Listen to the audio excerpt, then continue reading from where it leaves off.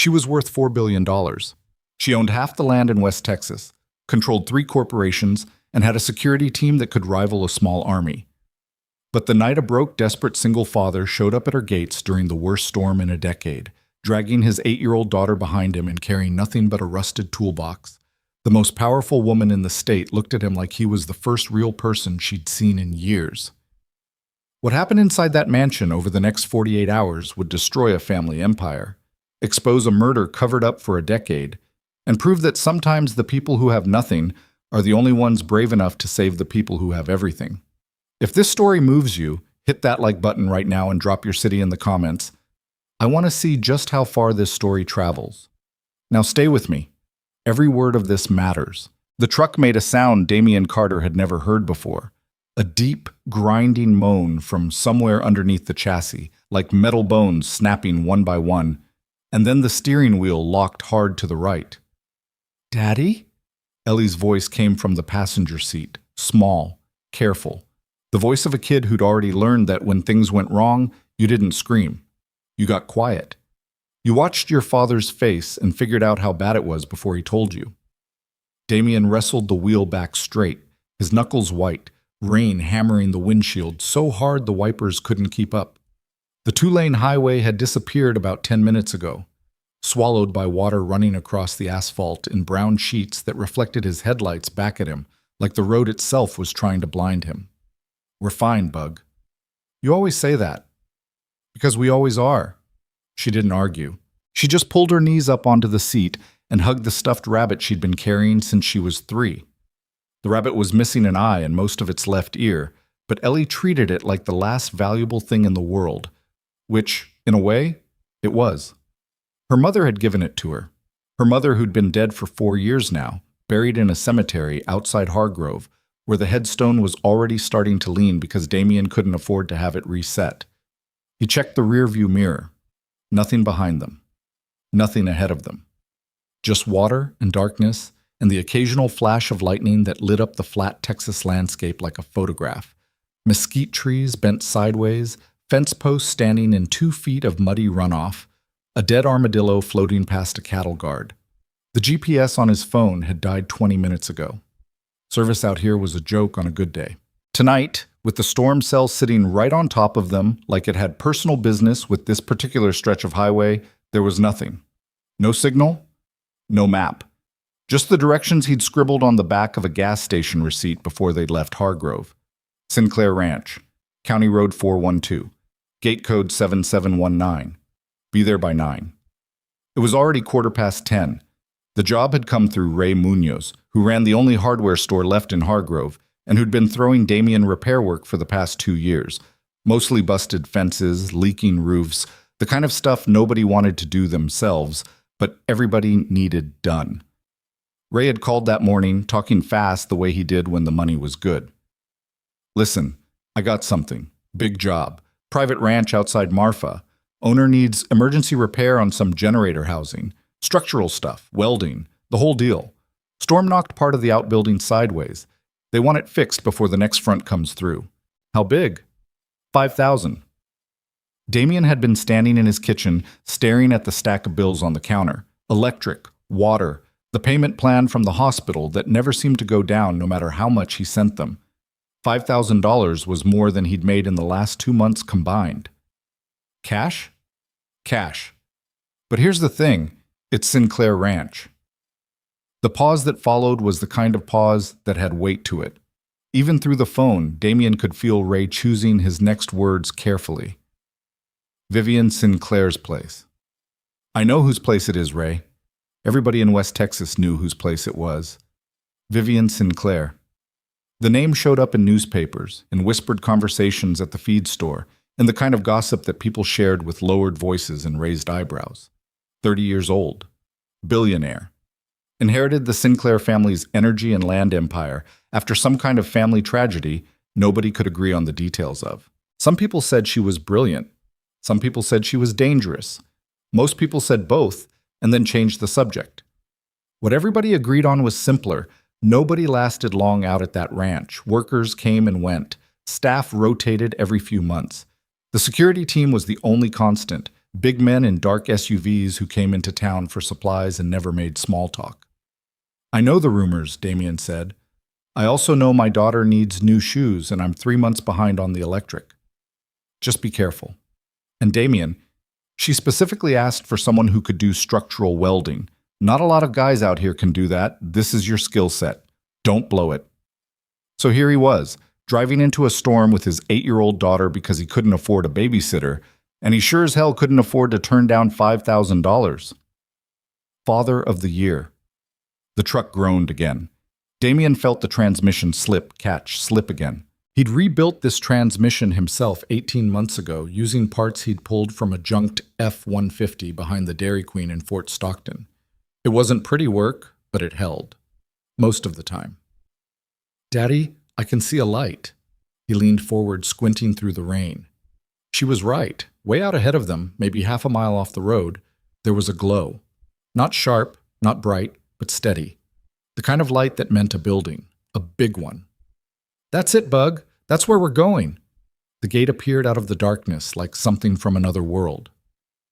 12 feet of wrought iron, flanked by stone pillars with security cameras mounted on top, the lenses catching the lightning and blinking like mechanical eyes. Behind the gate, a paved road, actual pavement, not the crumbling asphalt they'd been driving on, stretched toward the light in the distance. Damien pulled up to the keypad and rolled down his window. Rain immediately soaked his left arm and shoulder. He punched in the code Ray had given him. Nothing happened for 3 long seconds. Then a buzz, a click, and the gate swung inward slowly, like the ranch was deciding whether or not to let him in.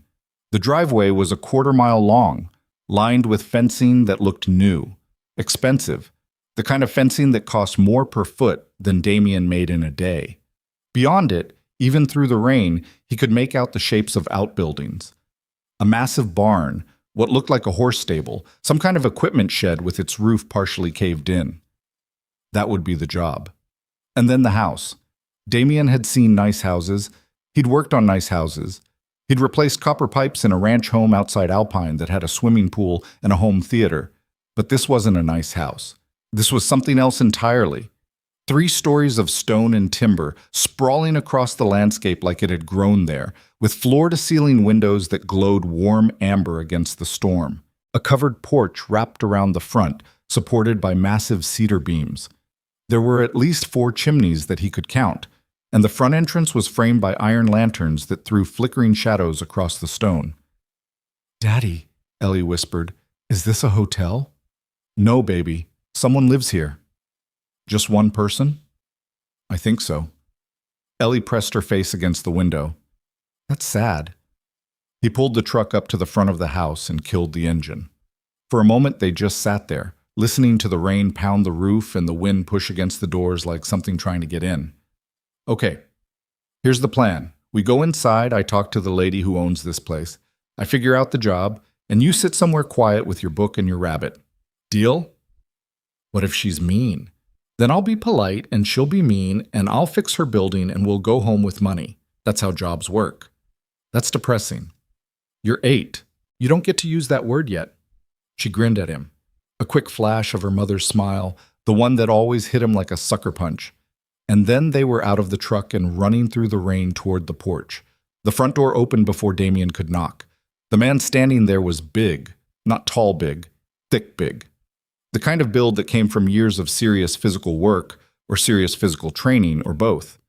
He wore a black polo shirt tucked into black tactical pants, and there was a radio clipped to his belt, and an earpiece curling up from his collar. "You Carter?" The man's voice was flat, professional. The voice of someone who asked questions he already knew the answers to. "Yeah, sorry I'm late. Storm." "Come in." The man stepped aside. Damien guided Ellie through the doorway, and immediately felt the temperature change. Warm, dry air that smelled like wood smoke, and something else. Something expensive that he couldn't identify. The foyer was enormous. Stone floors, high ceiling, a staircase that curved upward into shadow. There was art on the walls. Big, abstract pieces that probably cost more than his house. Ellie pressed closer to his leg. The security man, because that's clearly what he was, looked at Ellie for a moment with an expression that might have been surprise, or might have been disapproval. Hard to tell. She wasn't mentioned. Couldn't find a sitter. She won't be any trouble. Miss Sinclair doesn't... Marcus. A voice from somewhere deeper in the house. Female. Clear. The kind of voice that didn't need to be raised to be heard. Let them in. Both of them. Marcus, the security man, didn't argue. He just nodded once, stepped aside further, and gestured toward a hallway on the left. They followed the hallway past a living room that could have held Damien's entire house inside it, past a kitchen with an island bigger than his truck bed, past windows that looked out onto the storm like they were screens showing a movie about the end of the world. Ellie held his hand tight, her wet shoes squeaking on the stone floor, her eyes wide and moving everywhere. The hallway ended at a study, or an office, or a library. Damien wasn't sure what to call it. 3 walls of bookshelves, floor to ceiling, a fireplace with a real fire burning low, a desk that looked like it was made from a single slab of dark wood, and behind the desk, standing with her back to them, looking out a rain-streaked window at the storm, Vivian Sinclair. She turned around. Damien had seen pictures of her. Everyone had. The business magazines, the newspaper articles, the occasional society page photo from some Dallas charity event where she stood at the edge of the frame looking like she'd rather be anywhere else. But pictures didn't capture it. She was... And he registered this with the detached honesty of a man too tired to pretend otherwise. Striking. Dark hair pulled back, sharp features, eyes that were somewhere between brown and black and that looked at him the way a doctor looks at an X-ray. Clinical, thorough, already forming conclusions. She was wearing jeans and a dark sweater that looked soft and expensive, and she had no makeup on, and her feet were bare on the stone floor. That detail stuck with him, bare feet. In a house this size, this formal, she was walking around barefoot like a kid in summer. You're late. Storm got bad on 412, lost the GPS about 20 miles out. You should have left earlier. He felt his jaw tighten. $5,000. Think about the $5,000. You're right, I should have. I'm here now. Her eyes moved from him to Ellie. Something changed in her face, not softened exactly, but shifted, like a door opening a crack and then closing again before you could see what was behind it. This is your daughter. Ellie, she'll stay out of your way. I don't care about that. Vivian came around the desk. She moved with the kind of deliberate control that suggested she thought about every step before she took it. She crouched down, actually crouched, getting to eye level with Ellie. And her voice changed. Not warm, exactly, but less sharp. Ellie, are you hungry? Ellie looked up at Damien. He nodded. Yes, ma'am. Don't call me ma'am. I'm not old enough for that. A ghost of something that might have been amusement. Come on, both of you. You're soaking wet, and you probably haven't eaten since you left, wherever you came from. Hargrove. Right, Hargrove. She said it the way people say the name of a place they've heard of, but never had reason to visit. The way you might say Uzbekistan, or the bottom of the ocean. She led them to the kitchen herself, which surprised Damien. He'd expected a housekeeper, a cook, someone, but the house seemed empty, except for them and Marcus and the storm outside. Vivian opened the refrigerator, a massive thing, stainless steel built into the wall, and started pulling out containers. I don't cook, she said, like she was confessing something embarrassing. My staff prepares meals and I eat them later. There's chicken, pasta, some kind of salad situation that I think involves avocado. Ellie perked up. I love avocado. Then we have something in common. Damien watched from the doorway as Vivian Sinclair, billionaire, corporate predator, the woman whose name people in Hargrove said the way they'd say rattlesnake, heated up chicken strips for his daughter and served them on a plate that probably cost more than his monthly grocery bill. She moved around the kitchen with an awkwardness that was almost endearing, opening the wrong drawer twice looking for forks, burning her finger on the microwave plate and swearing under her breath. She wasn't what he'd expected, which didn't mean she was something safe. While Ellie ate, Vivian took Damien to a second-floor window that overlooked the damaged outbuilding. Through the rain, he could see it. The generator housing, a concrete and steel structure about the size of a two-car garage, with one wall partially buckled and the roof peeled back on one corner. Wind took part of the roof 2 nights ago. The wall shifted. My generator system is exposed, and the next storm front, this one, is pushing water into the housing. I need the wall resecured and the roof temporarily sealed before it gets worse. Damien studied the damage through the window. It was serious work. The kind of work that needed a full crew, a welder, a crane for the roof panels. Not one guy with a toolbox. That's a big job for one person. That's why I'm paying $5,000 for one night. It might not be possible to finish in one night. Then finish what you can and we'll discuss the rest. She turned from the window. There are tools in the main barn, welding equipment, structural supplies, whatever you need. My previous maintenance foreman kept it well stocked before he left. The pause before left was deliberate. Damien caught it. Why'd he leave? People leave. She said it flatly, like she was stating a law of physics. Water flows downhill, the sun comes up. People leave. Your daughter can sleep in one of the guest rooms. I'll have Marcus show her. She stays where I can check on her. Fine. The guest quarters closest to the barn then. Marcus will set it up. She started to walk away, then stopped, turned back. Mr. Carter. Damien. She looked at him for a moment. Damien. This ranch is private property. While you're here, you work on the generator housing. You don't wander. You don't go into the east wing of the house. You don't ask my security staff questions. Clear? Crystal. Good. She left. Damien stood at the window, watching the storm throw itself against the glass, and thought about the way she'd said people leave, like she was talking about herself as much as anyone else. He got Ellie settled in the guest room, which was bigger than her actual bedroom, and had sheets that felt like they'd been woven from something found only in dreams, and told her the rules. Stay in this room. Read your book. If you need me, Marcus is right down the hall and he'll come get me.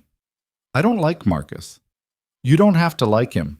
You just have to listen to him if something happens. He looks like he eats nails for breakfast. That's not a nice thing to say. It's an accurate thing to say.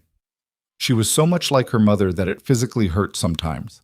That quick wit, that refusal to let anything slide, that way of looking at the world with suspicious amusement. Sarah had been like that. Sarah, who'd made him laugh every single day of their marriage, who'd died in a hospital bed at 27 from a cancer they'd caught too late, because they didn't have insurance, and by the time they scraped together the money for the tests, it had already spread, and there was nothing left to do but hold her hand and watch her leave. People leave. I love you, Bug. I'll come check on you in a couple hours. Love you, Daddy. He kissed the top of her head, grabbed his toolbox from the truck, and headed out into the storm. The work was brutal. The generator housing wall had shifted about 8 inches off its foundation, and the steel reinforcement plates along the top had buckled like tin cans. Rain was pouring through the gap where the roof had peeled back, pooling around the base of the generator units. 3 massive diesel machines that powered the entire ranch. If they flooded, Vivian Sinclair would be sitting in a dark mansion in the middle of nowhere, with no power, no communication, and a storm that wasn't letting up. Damien assessed the damage, set up the portable welder from the barn, and got to work. He'd been welding since he was 16. His father had taught him in the garage behind their house in Odessa. Arc welding, MIG, TIE, the whole progression. His old man had been a pipeline welder, one of the best in the Permian Basin, until his back gave out, and the drinking took over, and Damien left for the army at 18 because the alternative was watching his father dissolve 1 bottle at a time. The army had sharpened his skills. 4 years of maintaining equipment, repairing vehicles, building temporary structures in places where temporary was optimistic. He'd come home with a skill set and a plan to start his own welding business. Then he'd met Sarah. Then Ellie came. Then the cancer. Now he was welding a billionaire's generator housing in a thunderstorm for cash under the table because the welding business never happened, and the plan turned to ash somewhere between the oncology bills and the funeral costs. He worked for 3 hours straight, got the wall braced, got 2 of the buckled plates cut away and replaced with fresh steel from the barn's supply.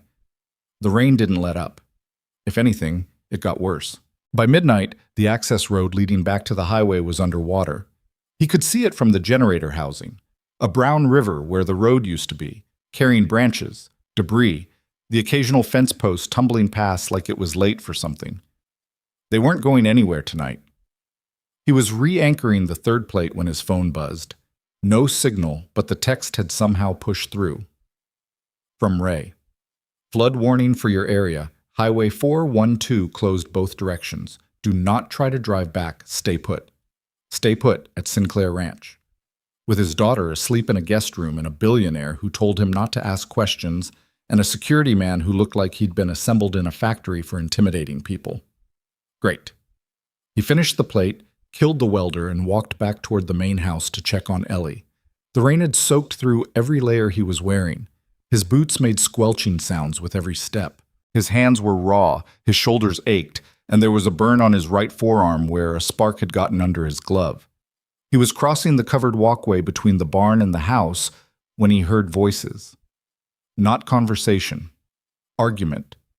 The sound was coming from somewhere on the first floor, a room with windows facing the walkway. The windows were closed, but the voices were loud enough to bleed through the glass in the rain. Two voices. One was Vivian's, sharp and defensive. The other was a man's, deeper, older, the kind of voice that was used to being obeyed. Don't get to make that decision without board approval, and you know it. I don't need the board's approval to hire a repairman, Warren. This isn't about the repairman. This is about your pattern. Every time you start letting people in, you put the entire operation at risk. Your father understood that. Your sister understood that. Don't. Charlotte understood that the family, but don't say her name. The silence that followed was charged. Damien stood in the rain, knowing he should walk away, knowing he was hearing something he wasn't supposed to hear, knowing that $5,000 wasn't worth whatever was happening behind those windows. But the man's voice came back, lower now, controlled, and what it said made Damien's skin go cold. I have protected this family for 30 years. I have protected you. Everything you have, this ranch, the company, the money, exists because of decisions I made. Decisions that weren't easy. Decisions that cost things. You don't want to test what happens when you stop being grateful for that, Vivian. You really don't. Damien moved, not away from the window, toward the house, toward Ellie, his pace quickening until he was almost running. He found the guest room, eased the door open, and there she was, asleep, curled around her one-eyed rabbit. The blankets tangled around her legs the way she always slept, like she was fighting something in her dreams. He stood there for a long time, dripping on the expensive floor, watching his daughter breathe. The man's words kept replaying in his head. Decisions that cost things. The way he'd said it. Not like a businessman talking about losses. Like a man talking about consequences he'd engineered personally. The smart thing to do was finish the job, take the money, get back to Hargrove as soon as the roads cleared, and never think about Vivian Sinclair or her uncle or this ranch again. But Damien Carter had never been especially good at doing the smart thing. He pulled a chair next to Ellie's bed, sat down in his wet clothes, and stared at the ceiling while the storm screamed outside and the biggest house he'd ever been inside settled around him like something alive, full of sounds he couldn't explain and rooms he'd been told not to enter. Somewhere down the hall, a door closed. Footsteps. Then nothing. He didn't sleep. Around 2 a.m, he went back out to work on the roof.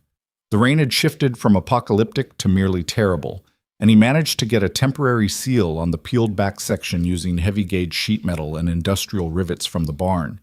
It wasn't pretty, it wouldn't win any awards, but it would hold through the rest of the storm, and that was what mattered. He was cleaning up the tools when Vivian appeared in the doorway of the generator housing. She was wearing a raincoat over her sweater, her hair wet against her forehead, holding 2 cups of coffee. She looked, and this was the only word for it, small. Not physically small, though she was shorter than he'd expected, but diminished somehow, like the argument he'd overheard had taken something out of her. You're still working. Job's not done. It's 2 a.m. I know what time it is. She walked in, looked at the repaired wall, the sealed roof, ran her hand along one of the welds. This is good work. That's what you're paying for.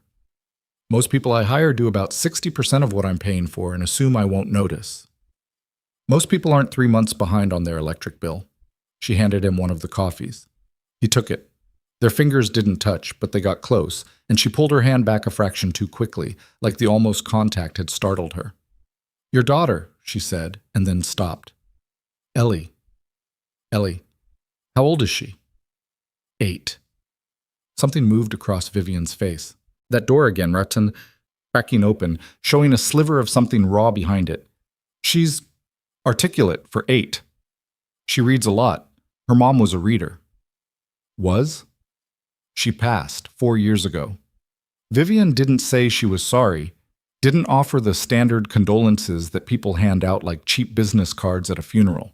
She just looked at him, and for a moment her expression wasn't clinical or controlled or sharp. It was just open, like she recognized something. "My sister was like that," she said quietly. "Charlotte. She talked like she was 30 when she was 9. Read everything she could get her hands on. Drove my parents crazy because she'd ask questions nobody wanted to answer." "How old was she when—" 12. Vivian looked away. She was 12. The rain drummed on the repaired roof. Steam rose from Damien's wet jacket in the warmth of the generator housing. Somewhere outside, something heavy, a tree branch maybe, crashed to the ground. "The man who was here earlier," Damien said carefully, "in your study." Vivian's expression closed like a vault door. "You heard that." "I wasn't trying to. I was walking past." "It doesn't matter. That was my uncle, Warren Sinclair. He's involved in the family business." "He sounded like more than that." "He is more than that." She took a sip of her coffee, and Damien noticed her hand was shaking. Not a lot, just enough. "But that's not something you need to worry about." "Probably not." "Definitely not." They stood there in the generator housing, two people with nothing in common except that they were both awake at 2 a.m. during a flood, both carrying things they didn't talk about, both drinking bad coffee that had been brewed in a kitchen worth more than most people's houses. "You should sleep," she said. "The roads won't be clear until midday at least. The guest room is yours. Both of you can stay. I'll finish the roof properly in the morning." "Fine." She turned to leave, then stopped again. She kept doing that, turning away and then turning back, like she couldn't quite commit to ending a conversation. "Damien."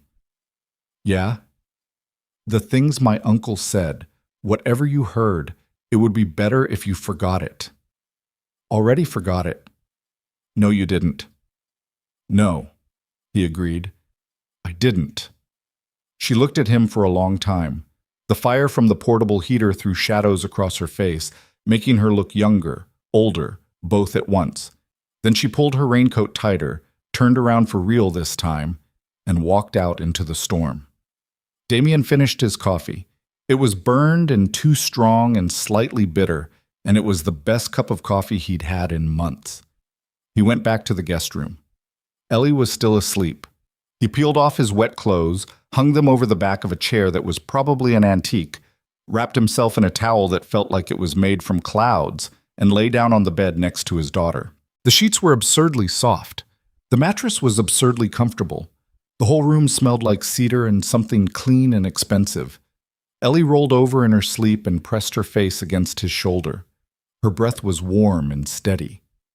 Damien stared at the ceiling. He thought about the man's voice. Warren, Vivian's uncle, and the way he'd said decisions that cost things. He thought about the way Vivian had said her sister's name, like the word itself was a wound she kept reopening. He thought about the security cameras on the gate, the empty rooms, the way Marcus had looked at Ellie like she was an anomaly, something that didn't belong in the program. He thought about $5,000 and whether it was enough to justify staying in a place that felt, beneath all the luxury and the firelight and the soft sheets, like a very beautiful cage. Outside, the storm kept going. The water kept rising. And somewhere in the mansion, in one of those rooms Damien had been told not to enter, a woman who owned everything sat alone in the dark, barefoot on cold stone, holding a cup of coffee. She'd almost let a stranger see her hands shake around. The morning would come. The roads would clear. There would be decisions to make. But not yet. Not tonight. Tonight, there was only the rain and the breathing of his daughter beside him and the unshakable feeling, settling into his bones like cold water, that coming to this ranch was either the best or the worst decision he'd ever made, and he wouldn't know which one until it was far too late to turn back. Damien woke to silence. Not quiet. Silence. The complete unnatural absence of sound that only happens when something that's been screaming for hours suddenly stops. The storm had broken.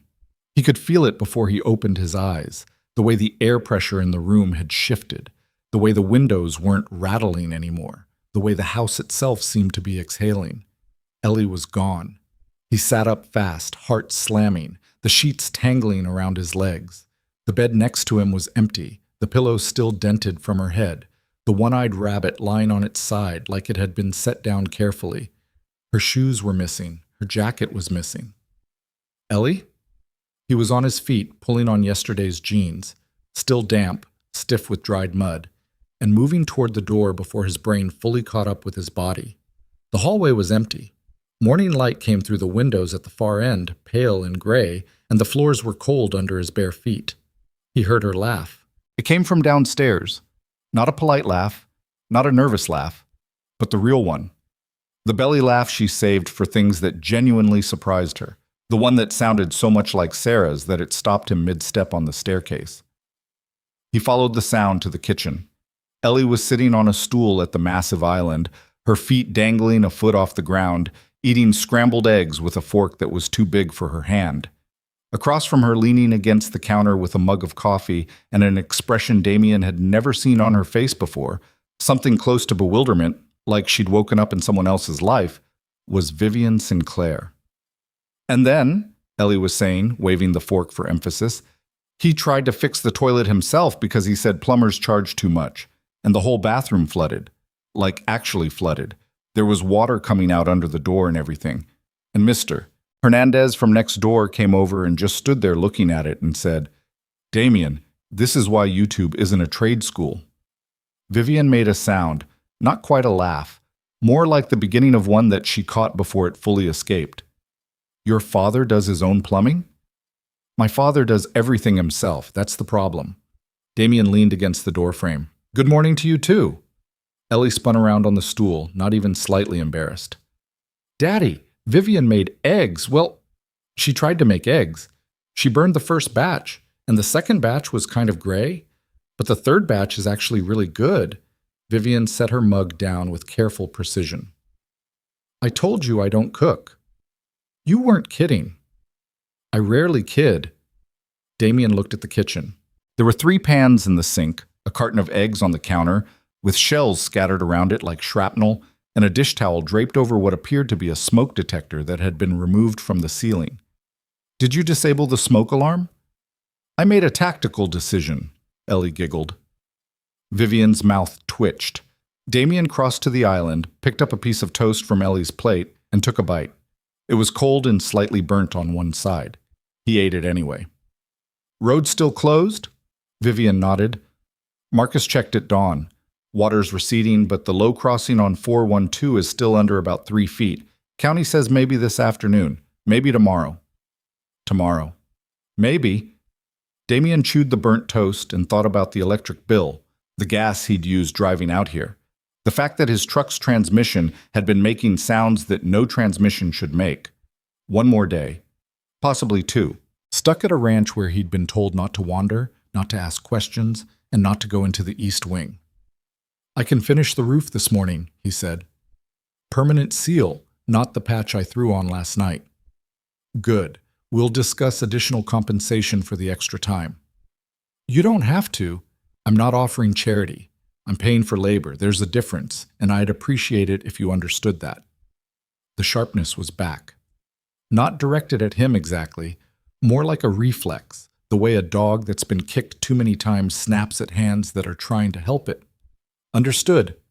Ellie looked between them with the expression she wore when she was assembling information. Eyes narrowed slightly, head tilted, processing. She was too smart for 8. Way too smart. The kind of smart that meant she saw things adults wished she didn't. "Can I explore the house?" she asked. "No," Damien said. "Some of it. Vivian said at the same time. They looked at each other. The West Wing is fine, Vivian said. The library, the sunroom, the media room. Marcus can show her. I don't need a babysitter. You absolutely need a babysitter, Damien said. You're 8. You keep saying that like it means something. Vivian looked at Ellie with an expression that Damien couldn't quite read. It was intense and fragile at the same time, the way someone looks at a photograph of something they lost. You remind me of someone, Vivian said quietly. Who? Someone who asked too many questions, too. Ellie considered this. Did they get answers? The pause lasted just a beat too long. Sometimes. Damien took Ellie to brush her teeth. They'd packed a go bag because he'd learned a long time ago that when you had a kid, you always packed a go bag, and then handed her off to Marcus, who received the assignment with the enthusiasm of a man being asked to defuse a bomb. She's 8, Damien told him. I'm aware. She's going to talk a lot. I'm aware of that too. Just don't let her near anything breakable, or expensive, or electrical. That eliminates most of the house. Then you're starting to understand the challenge. Marcus looked down at Ellie. Ellie looked up at Marcus. They regarded each other the way 2 generals might regard each other across a battlefield, with respect, suspicion, and the mutual understanding that this was going to be a long day. Damien went back to the generator housing. In the daylight, the damage was worse than he'd thought. The temporary seal he'd put on the roof was holding, but barely. The sheet metal was already bowing under the weight of pooled water from last night's rain. The wall repair was solid, though. Good welds, clean lines. His father would have approved, and his father didn't approve of much. He spent the morning on the roof. Real repair this time, cutting away the peeled section, measuring and fitting new panels from the barn supply, welding them into place with clean runs that would hold through anything short of a tornado. The work was physical and demanding and exactly what he needed, because it kept his hands busy and his mind occupied and stopped him from thinking about the conversation he'd overheard the night before. It didn't work. He thought about it anyway. Warren Sinclair, the uncle. The voice that had made Vivian Sinclair, a woman worth $4 billion, a woman who ran corporations and employed hundreds of people and owned land that stretched from here to the horizon, sound like a scared kid being scolded. Decisions that cost things. Around noon, he climbed down from the roof to get water and found Vivian standing at the barn entrance, watching him. How long have you been standing there? Long enough to see you nearly fall off that roof twice. I didn't nearly fall. I adjusted my footing. Aggressively. He wiped his face with his shirt. She was wearing different clothes today. A white button-down, sleeves rolled to the elbows, dark pants. Business clothes. Like she'd had a meeting or was expecting one. But her feet were in boots that looked like they'd never touched actual dirt, and her hair was down, falling past her shoulders in a way that made her look less like the magazine photos and more like a person. Your daughter asked Marcus to teach her how to use the security radio, Vivian said. He said no. She asked him 12 more times. He's currently teaching her the NATO phonetic alphabet. That sounds about right. She also found my library and pulled about 30 books off the shelves. She said she was organizing them by how interesting the covers looked. I'll put them back. Don't. It's the first time anyone's actually touched those books. They walked to the barn together so Damien could get more welding rods. Inside, the barn was as immaculate as the house. Concrete floors, industrial shelving, every tool organized and labeled. But in the back corner, behind a row of storage cabinets, Damien noticed something. A wall of photographs. They were pinned to a corkboard, the old-fashioned kind, not the carefully curated gallery walls inside the mansion. Snapshots. A woman in her 30s, dark-haired, laughing on a horse. A man in a suit, stern-faced, standing in front of an oil derrick. And in the center, 2 girls, one about 12, one about 17, sitting on a fence rail with their arms around each other, squinting into the sun. The older one was clearly Vivian. The younger one had the same dark hair, the same sharp features, but softer. Her smile was wide and unguarded in a way that Vivian's never seemed to be. Charlotte. Vivian saw him looking and went very still. That was the summer before, she said. We were on the south fence. My father took that picture. He was terrible with cameras. He always cut off everyone's heads, but that one came out right. She looks like you.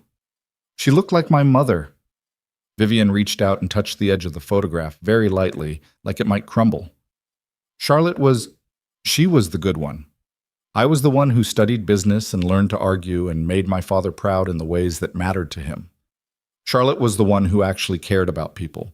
She volunteered at the county animal shelter when she was 10. She made friendship bracelets for the ranch workers' kids. She wrote letters. What happened to her? Vivian's hand dropped from the photograph. She died. You said that last night. Because that's the answer. That's not an answer. That's a fact. They're not the same thing. She looked at him with an expression that was half anger and half something else. Surprise, maybe. Like she wasn't used to people pushing back. Like the people in her life either agreed with her or feared her. And neither response had prepared her for someone who just didn't. She drowned, Vivian said. In the stock tank on the east side of the property. She was 12. It was ruled accidental. She went swimming alone, hit her head, went under. That's the official version. And the unofficial version? Doesn't exist. Officially. The barn was quiet. Outside, Damien could hear the distant sound of water still draining through the property. The flood receding, but not gone, leaving behind mud and debris and the smell of wet earth. You don't believe it was an accident, he said. I didn't say that. You didn't have to. Vivian turned away from the photographs. When she spoke again, her voice had that controlled flatness, the one she used like armor. Charlotte was the best swimmer in the county. She'd been swimming in that stock tank since she was 6. She could hold her breath for nearly 3 minutes. My father timed her once. She made it 2 minutes and 47 seconds and came up laughing while the rest of us were panicking. She paused. The coroner said she hit her head on the concrete edge. There was a wound. The wound was real, but Charlotte knew that tank better than anyone alive. She knew where every edge was, every shallow spot, every place where the concrete was cracked. The idea that she just forgot or slipped or made a mistake she'd never made in 6 years of swimming there every single day, I never accepted it. But I was 17 and nobody asks a 17-year-old what she thinks about a coroner's report. Who was there that day? My uncle, Warren. The name came out hard, like something she was spitting out. He was managing the ranch while my parents were in Houston for a board meeting. He was the one who found her. He was the one who called it in. He was the one who stood in our living room that night and told my parents it was an accident and that it was nobody's fault and that we needed to focus on the family, on keeping things together, on not letting grief destroy what our family had built. And your parents believed him? My father believed him because he wanted to. Because the alternative was something he couldn't survive. And my mother stopped believing in anything after that. She died 3 years later. Heart failure, they said, but hearts don't fail for no reason. Hers failed because she lost Charlotte and she couldn't carry it. The welder in Damien's hand felt very heavy suddenly. He set it down on the workbench. Vivian, I know what you're going to say. I don't think you do. You're going to say I should go to the police or hire an investigator or confront Warren or do something brave and decisive that makes sense in a movie. But you don't understand how this works. Warren controls 40% of Sinclair Holdings through a trust my father set up before he died. He sits on the board. He has relationships with every banker, every lawyer, every judge in this part of the state. He has things, documentation, records, things he's collected over the years that he uses to make sure people do what he wants them to do. Blackmail. He'd call it risk management. Her voice was bitter. I tried to push back once, about 8 years ago. I hired an attorney, a good one, from Austin. We started looking into Charlotte's death, into the trust structure, into Warren's management of company assets during the years when my father was declining. You know what happened? Tell me. The attorney's office burned down. Not completely, just enough. The files we'd been building, the copies of the coroner's report, the financial records I'd pulled from the company server. All of it. The fire marshal said it was electrical. Faulty wiring in an old building could have happened to anyone. But it didn't happen to anyone. No. It happened to the one person who was helping me ask questions Warren didn't want asked. And after that, the attorney dropped the case. He was polite about it. He said he'd reassess the viability of the claims and didn't feel he could effectively represent my interests moving forward. Very professional, very clean, and when I looked at him across his new temporary desk in his borrowed office, he wouldn't meet my eyes. Damien leaned against the workbench. He was a welder from a dying town. He fixed things: fences, roofs, generators, trucks. He was good at understanding how pieces fit together, how structures held or failed, where the weak points were. And what Vivian was describing had the architecture of something he recognized from his time in the army. Not a building, not a machine, but a system. A system designed to contain, to control, to make sure certain doors stayed closed. "Why are you telling me this?" he asked. "You told me last night to forget what I heard. Now you're standing in a barn giving me the whole story. What changed?" Vivian was quiet for a long time. When she finally answered, her voice was different, stripped of the armor, the sharpness, the careful control. "Your daughter crawled into my kitchen at 6 this morning. She was carrying that ridiculous one-eyed rabbit, and she walked right up to me and said, 'Are you lonely? Because you seem lonely. It's okay if you are. My dad's lonely too. He just won't admit it because he thinks it makes him weak.' And then she asked me if I had any cereal." Damien closed his eyes. "I'm going to have a conversation with her about boundaries." "Don't you dare. It was the most honest thing anyone has said to me in 10 years. The sun came through the barn door, catching dust motes in the air, making them glow like sparks. In the distance, Damien could hear Ellie's voice. She was outside somewhere with Marcus, and she was saying something about Alpha, Bravo, Charlie, in a voice that suggested she was taking the NATO alphabet very seriously. "I'm telling you because I don't have anyone to tell," Vivian said. "I have employees, I have security, I have a board of directors, and a team of lawyers, and a financial advisor who sends me quarterly reports I already understand better than he does. But I don't have anyone who just sits and listens without calculating what they can get from the conversation. You don't know me." "No, but your daughter does, and she trusts you, and she's the best judge of character I've met since Charlotte." That hit him somewhere in the chest. Not hard. Quiet. The kind of impact that doesn't bruise but settles deep and stays. They walked back toward the house together. The ranch was transformed in the daylight. What had been a dark, storm-battered landscape was now a sprawling property, stretching to the hills, with pastures, fence lines, outbuildings, and the kind of sky that West Texas does better than anywhere else. Enormous, cloudless, so blue it almost hurt. But Damien noticed other things too. The security cameras weren't just at the gate. They were everywhere. On the barn, on the stable, on every outbuilding, mounted on poles along the fence line, aimed inward as much as outward, as if the system was designed to watch the property's occupant as much as protect her. "How many cameras?" he asked. 47. Warren insisted on the system after I hired the attorney. He said it was for my protection. "And you think?" "I think surveillance and protection aren't the same thing." "No, they're not." Inside the house, they found Ellie in the library, which was a room the size of a small restaurant, with shelves reaching up 2 stories and a rolling ladder attached to a brass rail. She had arranged approximately 40 books in a semicircle on the floor around herself, and was sitting cross-legged in the center like a queen holding court. "I'm sorting," she announced. "I can see that," Damien said. "This pile is books with good covers and good titles. This pile is books with good covers but boring titles. This pile is books with boring covers but interesting titles. And this pile," she pointed to a single book set apart from the rest, "is a book about tax law that I think someone left here by accident because no human being would read this on purpose." Vivian picked up the tax law book. "This is mine, actually." "I'm sorry." "Don't be. It's the most boring book ever written. I read it twice." "Why?" "Because it saved me about $40 million. Ellie looked at the book with new respect. "Can I keep it?" "When you're older." Damien watched them together.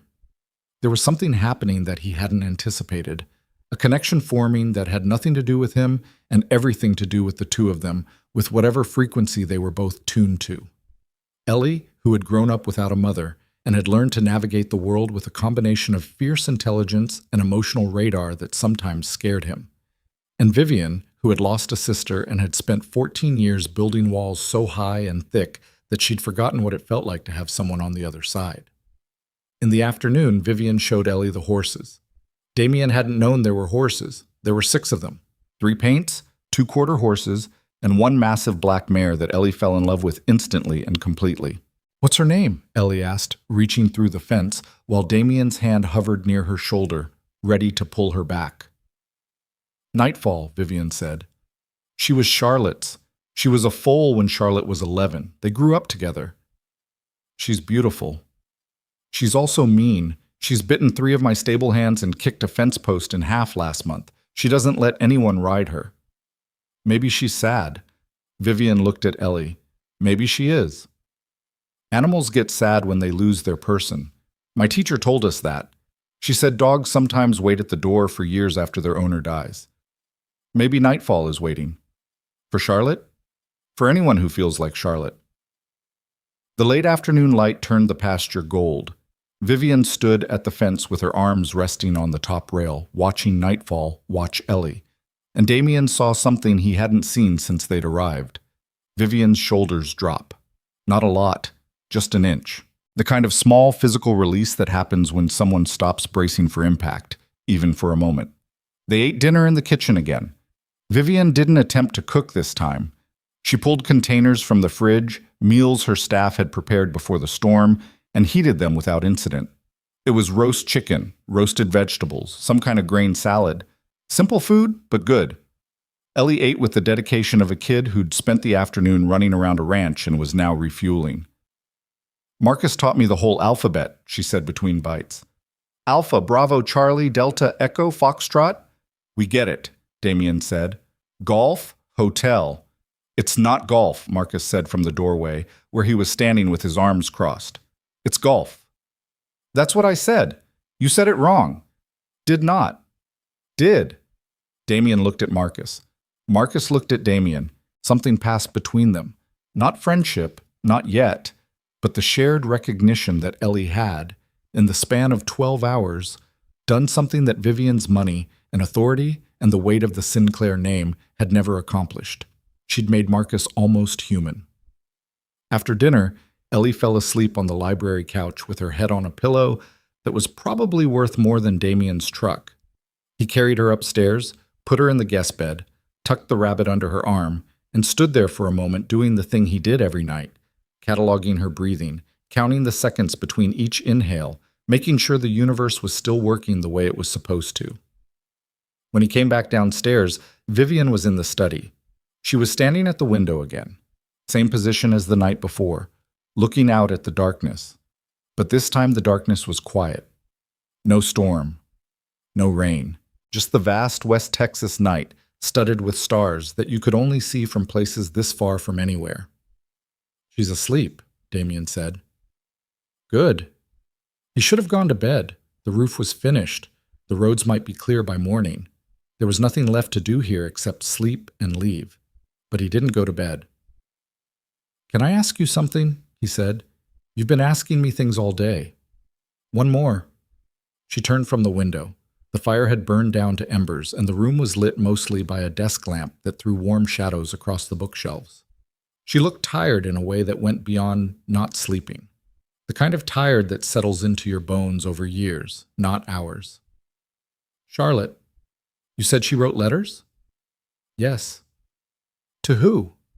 Vivian sat down in the chair behind her desk. It was too big for her, a chair built for a larger person, probably her father, and she looked somehow younger sitting in it, like a kid playing at being an adult. "To everyone." Charlotte wrote letters constantly. To friends, to pen pals, to authors whose books she'd read, to politicians she disagreed with. She had this idea that if you wrote things down, they became real, like putting words on paper made them permanent, made them true. "Where are the letters?" "Most of them were sent. She mailed everything." "Most?" Vivian looked at him, that sharp, clinical look, but underneath it, something else. Something that might have been hope, and might have been fear, and might have been both. "After Charlotte died, I found a box under her bed. A shoebox. It had letters in it, ones she'd written but never sent. I was 17. I was destroyed. I couldn't function. I put the box in a closet and I didn't look at it for years. But you looked eventually. When I was 25, after my parents were both gone, after Warren had consolidated his control over the company, after I'd started to wonder, what was in them? Vivian opened a drawer in her desk. She pulled out a key. Small, old-fashioned, the kind that opens a padlock, not a deadbolt. She held it up. Charlotte wrote a letter to me, dated 3 days before she died. She was 12, remember? 12 years old. And she wrote me a letter that said she'd seen something. At night, Uncle Warren in my father's office, going through files, moving papers. She said she watched him through the door crack. She said he was taking documents and putting them in his briefcase, and that when he left, he locked the office with a key that wasn't his. The room was very quiet. The embers in the fireplace popped once, twice. She said she was scared. She said she didn't know who to tell because Warren was family, and you're supposed to trust family. She said she was going to tell me when I got home from a school trip I was on that week. But she died before you got home. 3 days before, Damien sat down in the chair across from the desk.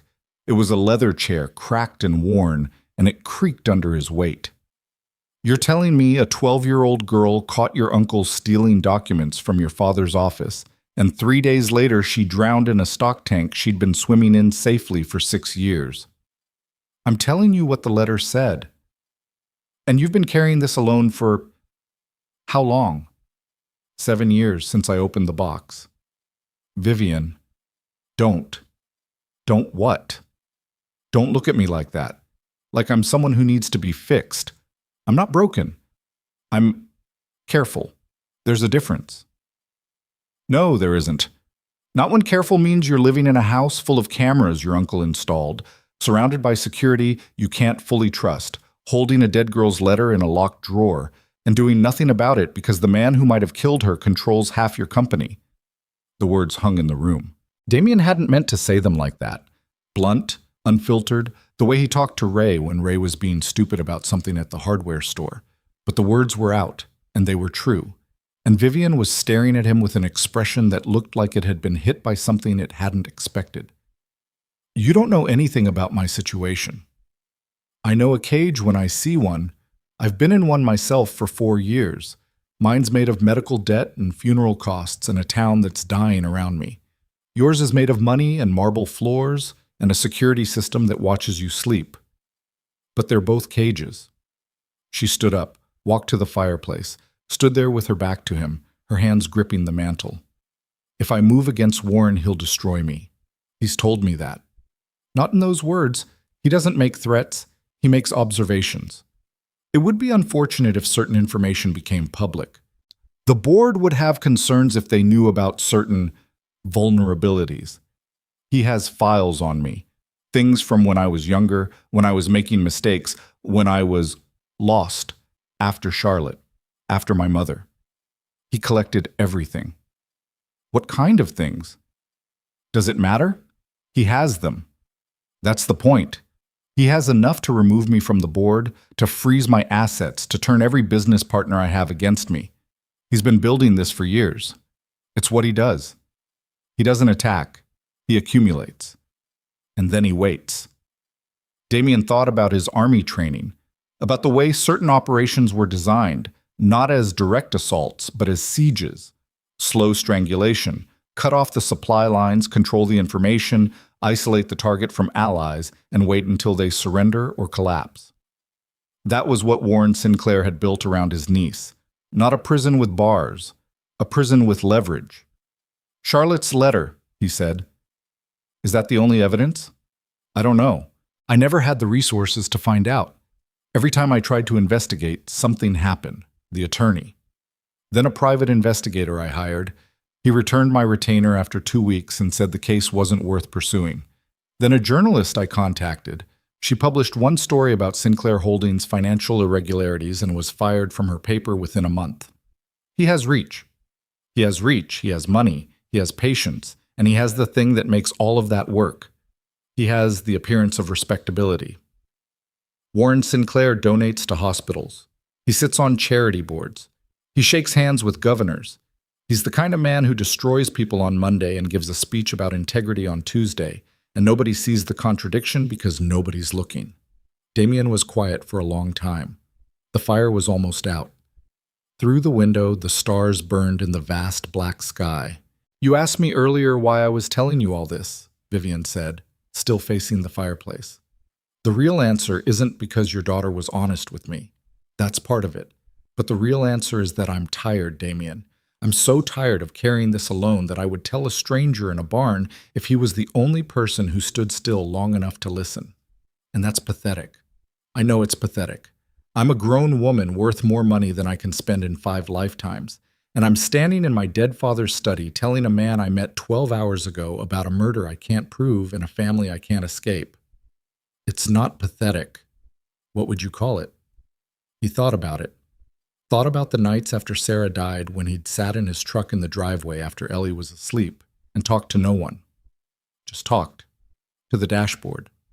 To the windshield. To the dark. Because the words had to go somewhere, and there was nobody to receive them, and silence was heavier than sound. "I'd call it surviving," he said, "and there's nothing pathetic about it. The pathetic thing would be not talking at all. Keeping it in until it eats you from the inside. That's what happened to my wife. Not the cancer, but before the cancer. She kept her pain quiet because she thought she was protecting me. By the time she finally told me something was wrong, it was already too late for a lot of things." Vivian turned around. Her eyes were wet. Not crying. She wasn't the kind of person who cried easily, he could tell. But the tears were there, sitting right on the edge, held back by the same force of will that held back everything else. "I don't know what to do," she said. "Yeah," Damien said. "That's usually where the good decisions start." They stayed up talking until almost 3 in the morning. Not about Warren, not about Charlotte, not about the company or the cameras or the leverage. About other things.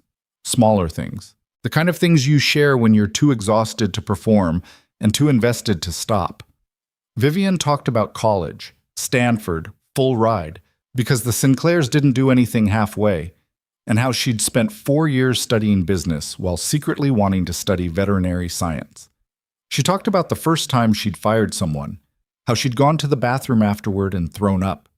She talked about the way the ranch looked in October, when the mesquite turned gold and the sky went from blue to purple in the evenings, and the coyotes sang in the hills, and she could almost forget that everything she owned was built on something rotten. Damien talked about Sarah, about how they'd met at a welding supply store in Odessa. She'd been buying steel rods for a sculpture she was making in her community college art class, and he'd helped her load them into her car, and she'd looked at him and said, "You carry things well. You must practice."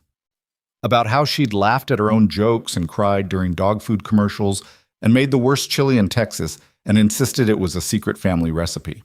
About how Ellie had her laugh and her stubbornness and her ability to walk into a room and make it feel like the room had been waiting for her. They didn't touch. They didn't move closer. They sat in their respective chairs in the dying firelight and talked like people who'd been carrying weight alone for too long and had finally found someone willing to stand close enough to see how heavy it was. Around 3:15, Vivian's eyes closed mid-sentence. She caught herself, opened them, shook her head. "Go to bed," Damien said. "I don't sleep well in this house." "Try." She stood, walked to the door, stopped, turned back. She kept doing that. The half exit, the return. And he was starting to understand it wasn't indecision. It was the behavior of someone who'd been alone so long that leaving a conversation felt like losing something. "Tomorrow," she said, "when the road's clear, you're going to leave." That was the plan. "And you're going to take your daughter and your toolbox and your dying truck and go back to Hargrove and pretend this didn't happen." That was also the plan. She looked at him, tired, raw. The $4 billion woman standing barefoot in a doorway, stripped of everything except the truth. "What if I asked you to stay?" The question filled the room. Damien felt it land in his chest, heavy, warm, terrifying. For how long? "I don't know, long enough to... I don't know." "That's not a plan, Vivian." "I know. And I have a kid. I have a life, such as it is." "I know that too." He looked at her. She looked at him. The fire was dead now, just ash and the faint glow of the last ember.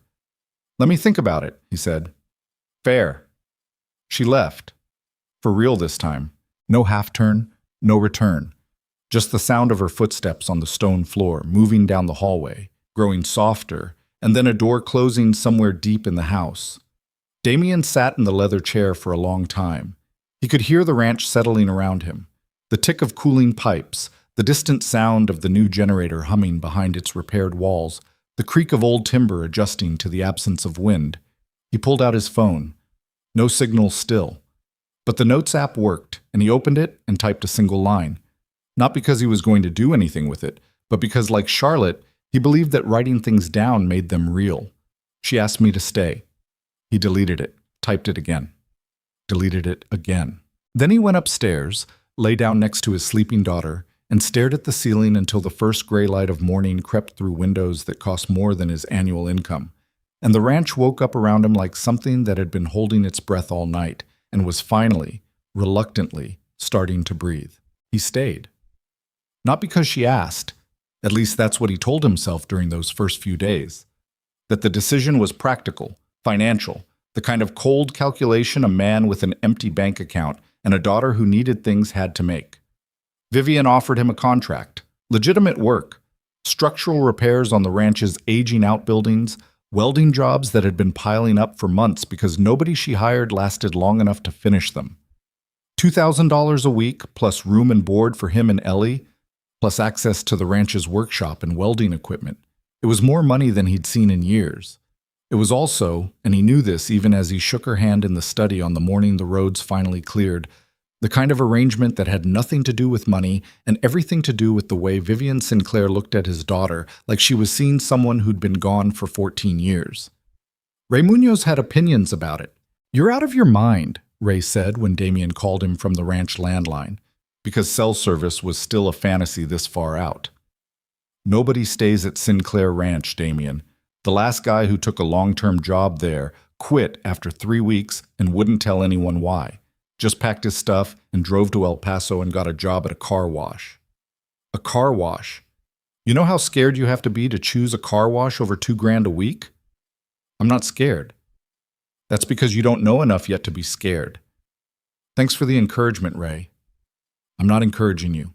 I'm telling you that the Sinclair family has a history that goes back 30 years, and none of it is good, and the parts that aren't bad are worse. Warren Sinclair alone. Do you know what that man did to the Hendricks family when they tried to dispute a land survey? He buried them in litigation for 4 years. 4 years, Damien. They lost their ranch, lost everything. And Warren did it from a golf course in San Antonio without breaking a sweat. I know about Warren. You don't know about Warren. You know what Warren lets people know. There's a difference. There's a big difference. Damien thought about the phone call he'd overheard during the storm, the voice in the study. Decisions that cost things. He thought about Charlotte's letter in the locked drawer. He thought about 47 cameras watching a woman who was supposedly their owner. "I'll be careful," he said. Famous last words. He hung up and went to find Ellie, who was in the stable with Vivian, standing at the fence rail, talking to Nightfall in a low, steady voice that she said was her hoarse, whispering voice, and that Damien said was just her regular voice, but quieter. "She let me touch her nose," Ellie announced. "Nightfall hasn't let anyone touch her in 3 years," Vivian said, and there was something in her voice, a crack, thin as a hair, running through the careful surface. "Maybe she was waiting for the right person," Ellie said. "Maybe." The first week passed in a rhythm that surprised Damien with its normalcy. He worked during the day, repairing fence brackets along the south pasture, re-welding the support beams on the equipment shed, fixing a corroded water line that ran from the main well to the horse stable. The ranch was massive, over 9,000 acres, and years of deferred maintenance had left it scarred, rusted joints, crumbling foundations, gates that hung crooked on bent hinges. It was the kind of work he understood in his bones, the kind of work that had clear problems and clear solutions, where you could see progress at the end of each day in the form of something that stood straighter, or held tighter, or didn't leak anymore. Ellie, meanwhile, had colonized the library. Vivian had given her unrestricted access to the bookshelves, all of them, including the ones on the second level that required the rolling ladder, and Ellie had responded by building what she called her reading fortress, a semi-permanent installation of cushions, blankets, and strategically positioned books that occupied the entire southeast corner of the room. "She's reading at a 6th grade level," Vivian told Damien one evening, standing in the library doorway, watching Ellie work through a book about marine biology. "Maybe higher."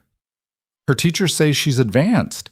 "Advanced is an understatement. She asked me yesterday what compound interest was. When I explained it, she said, so it's basically money having babies, which is actually a more accurate description than most economics textbooks give." Damien watched his daughter from across the room. She was mouthing the words as she read, her lips moving slightly, the way Sarah used to do. He hadn't noticed her doing that before. "She reminds you of Charlotte," he said. It wasn't a question. Vivian didn't answer it like one. Charlotte used to do that, build nests. She called them her thinking spots. She'd pile blankets and books and pillows into a corner and sit there for hours, reading, writing her letters. My mother used to say Charlotte was building herself a second world because the first one wasn't interesting enough. Was it? No, the first world was full of adults keeping secrets and pretending everything was fine. Charlotte knew it wasn't fine. She was 12 and she knew more about what was happening in this family than most of the adults did. Vivian paused. That's what got her killed. It was the first time she'd used that word. Not died, not drowned, killed. Damien looked at her. She looked back at him, and there was no armor in her expression, no clinical distance, just the raw face of a woman who had spent 14 years holding a truth she couldn't prove and couldn't release. "I know what I said," she told him. "Yeah, you do." The second week was when things started to shift. It began with Warren.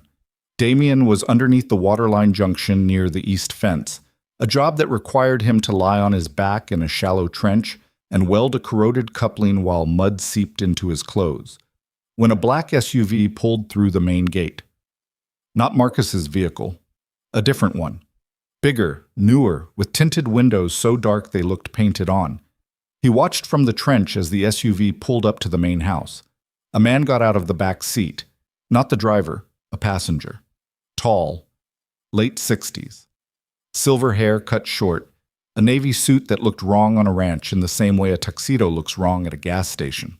He moved with the unhurried confidence of someone who owns the ground he's walking on, or at least believes he does, which amounts to the same thing. Warren Sinclair. Damien had never seen him in person, only heard the voice through rain-streaked glass. But he recognized the posture, the proprietary way the man looked at the property as he walked toward the front door, not with admiration, not with nostalgia, but with the cold assessment of someone calculating value.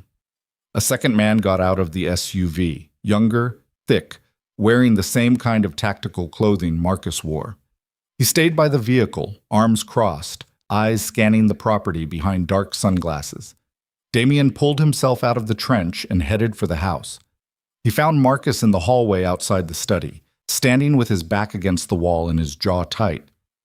"Warren's here," Damien said. "I noticed." "Is that normal?" Marcus looked at him. The security man's face was its usual blank slate, but something in his eyes was different, a tension that hadn't been there before. "He comes when he comes. He doesn't announce it." "And that doesn't bother you?" "What bothers me isn't your concern." Through the study door, Damien could hear voices. Vivian's, controlled and tense. Warren's, measured, expansive. The voice of a man who is making a speech more than having a conversation. "Simply asking you to reconsider the Permian Basin leases. The board has concerns about the timeline, and frankly, Vivian, your unwillingness to discuss this in a formal setting is creating an impression that you're not what? Not cooperative? Not obedient? Not focused. That's the word I'd use. The board would say you're distracted.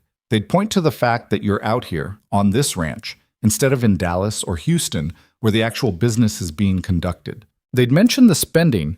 This property alone costs $400,000 a year to maintain. And the return is, this property is mine. Not the company's. Mine. Everything is connected, sweetheart. That's what your father understood. Personal assets, corporate assets. The distinction is a formality. When the family thrives, you thrive. When you isolate yourself, the family suffers.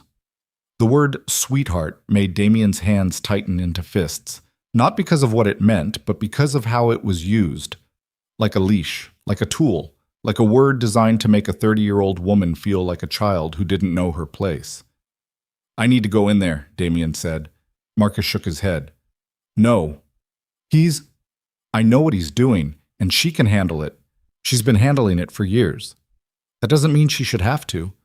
Marcus studied him for a long moment. Something shifted in the security man's expression, the first real emotion Damien had seen there. Not warmth, exactly. Recognition. The look of someone who's been waiting for another person to see what they've been seeing alone. You care about her, Marcus said. I care about people who are being cornered. Same thing, in this case. The study door opened. Warren Sinclair stepped out. He was exactly what Damien had expected, and nothing like what he'd expected, both at once. Up close, he looked like money. The kind of groomed, maintained, carefully preserved appearance that came from decades of expensive haircuts, tailored clothing, and the particular confidence that grows in people who've never been told no by anyone who mattered. But his eyes were wrong. They were blue and clear and completely empty, the way a camera lens is empty, recording everything, feeling nothing. Warren saw Damien, stopped, looked him over with the quick, dismissive efficiency of a man who categorized people into two groups, useful and irrelevant. You must be the repairman. I am. Good work on the generator housing. I reviewed the repairs. Thank you. How long will you be staying? As long as the work takes. Warren smiled. It was the worst smile Damien had ever seen. Technically perfect, engaging every muscle in the face, producing an expression that looked like warmth the way a mannequin looks like a person. That's a very open-ended arrangement. My niece has a habit of taking in strays. It's a generous impulse, but it creates complications. I'm sure you understand. I'm not a stray. I'm a contractor. Of course you are. Warren adjusted his cuffs. Where's your daughter? Vivian mentioned she was here. Every nerve in Damien's body fired at once. The question was casual, almost throwaway, the kind of thing any polite adult might ask. But something about the way Warren said daughter, the way his mouth shaped the word, the way his eyes stayed fixed on Damien's face while he said it, watching for a reaction the way a poker player watches for a tell, set off alarms that Damien hadn't felt since the army. She's reading, Damien said. Lovely. Children should read. My niece Charlotte was a reader, before her accident. The word accident dropped into the hallway like a stone into still water. I should get back to work, Damien said. By all means. Warren walked past him. His cologne was expensive and faint, the kind that lingered in a room after you'd left it, claiming the space even when you weren't in it anymore. At the front door, he paused and looked back. Mr. Carter, a word of advice from someone who's been part of this family for a very long time. The ranch is a beautiful place, but it's not a home. It's an asset. And assets work best when they're managed properly, by people who understand their value, not by people who are passing through. He left. The SUV pulled away. The black-tinted windows caught the sunlight and threw it back, sharp as a blade. Damien found Vivian in the study. She was sitting behind the desk. Her father's desk, her father's chair, her father's room, and her hands were flat on the surface, palms down, like she was trying to hold herself to the earth. Are you okay? I'm fine. You're not fine. Then why did you ask? He sat down in the cracked leather chair across from her. The same chair where they'd sat 2 weeks ago, talking until 3 in the morning, sharing the kind of things you share with strangers who don't feel like strangers. What did he want? What he always wants. Control. Compliance. He wants me to sign off on the Permian Basin leases. They're worth about $200 million, and the board wants to fast-track them. And I've been stalling because the environmental impact assessment is incomplete, and the drilling plan has gaps that nobody wants to discuss. Is that the real reason you're stalling? She looked at him sharply. What do you mean? I mean, are you stalling because of the environmental assessment, or are you stalling because saying no to Warren is the only power you have left and you're not willing to give it up? The sharpness in her expression didn't fade, but it changed. transformed from defensive to something more complicated. The look of someone being seen more clearly than they're comfortable with.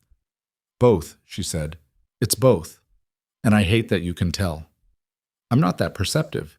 You're just not as hidden as you think you are. That's a terrible thing to say to someone whose entire survival strategy is being hidden. He leaned forward. Vivian. He asked about Ellie. The change was immediate. Vivian's hands went from flat on the desk to fists. Her chin came up, her eyes narrowed, and for a moment Damien saw the woman the business magazines wrote about. Not cold, not calculating, but fierce. The difference between a wall and a weapon. What exactly did he say? He asked where she was. Then he mentioned Charlotte. In the same sentence? Close enough. Vivian stood up. She walked to the window, but this time she wasn't looking at the landscape. She was looking at the driveway, at the place where the SUV had been, like she could still see it there.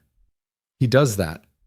He drops Charlotte's name into conversations like a test, to see how I react, to remind me that he was there when she died and I wasn't, to make sure I understand that he knows things about that day that I don't, and that knowledge, that specific knowledge, is leverage.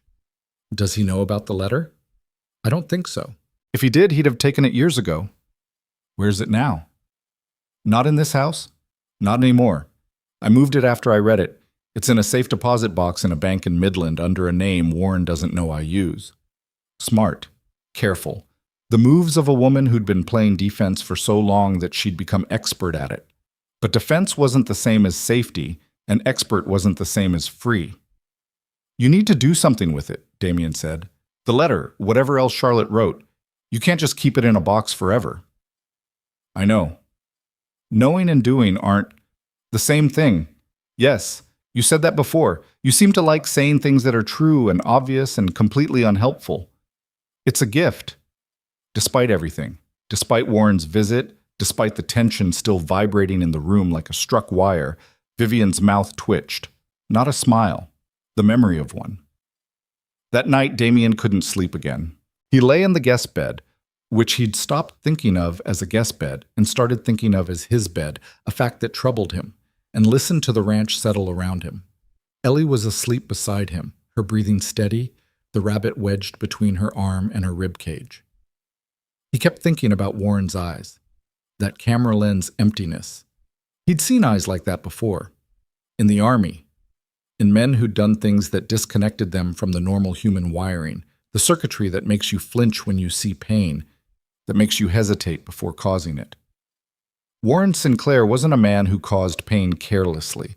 He was a man who caused pain efficiently, with purpose, the way an engineer demolishes a building. Not out of anger, but because the building was in the way of something he wanted to construct. And now Warren knew Damien's name, knew his daughter's name, knew he was here. Around midnight, Damien got up and went downstairs. He wasn't looking for Vivian, but he found her anyway. In the kitchen, sitting at the island with her laptop open and a glass of wine she hadn't touched. Can't sleep either? She said without looking up. Habit.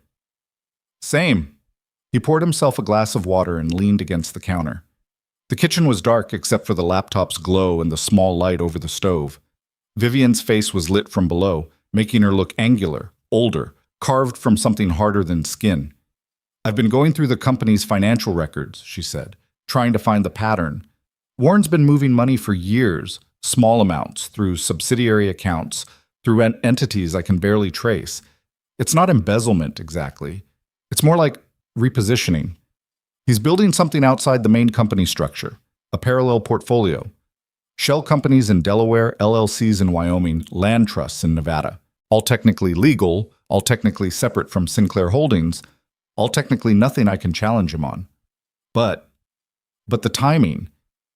Every major movement happens right after a board meeting, right after a decision I make that he disagrees with. It's like he's siphoning, not stealing, siphoning, taking pieces of the empire and moving them somewhere I can't reach, so that by the time I finally do confront him, there won't be enough left to fight over.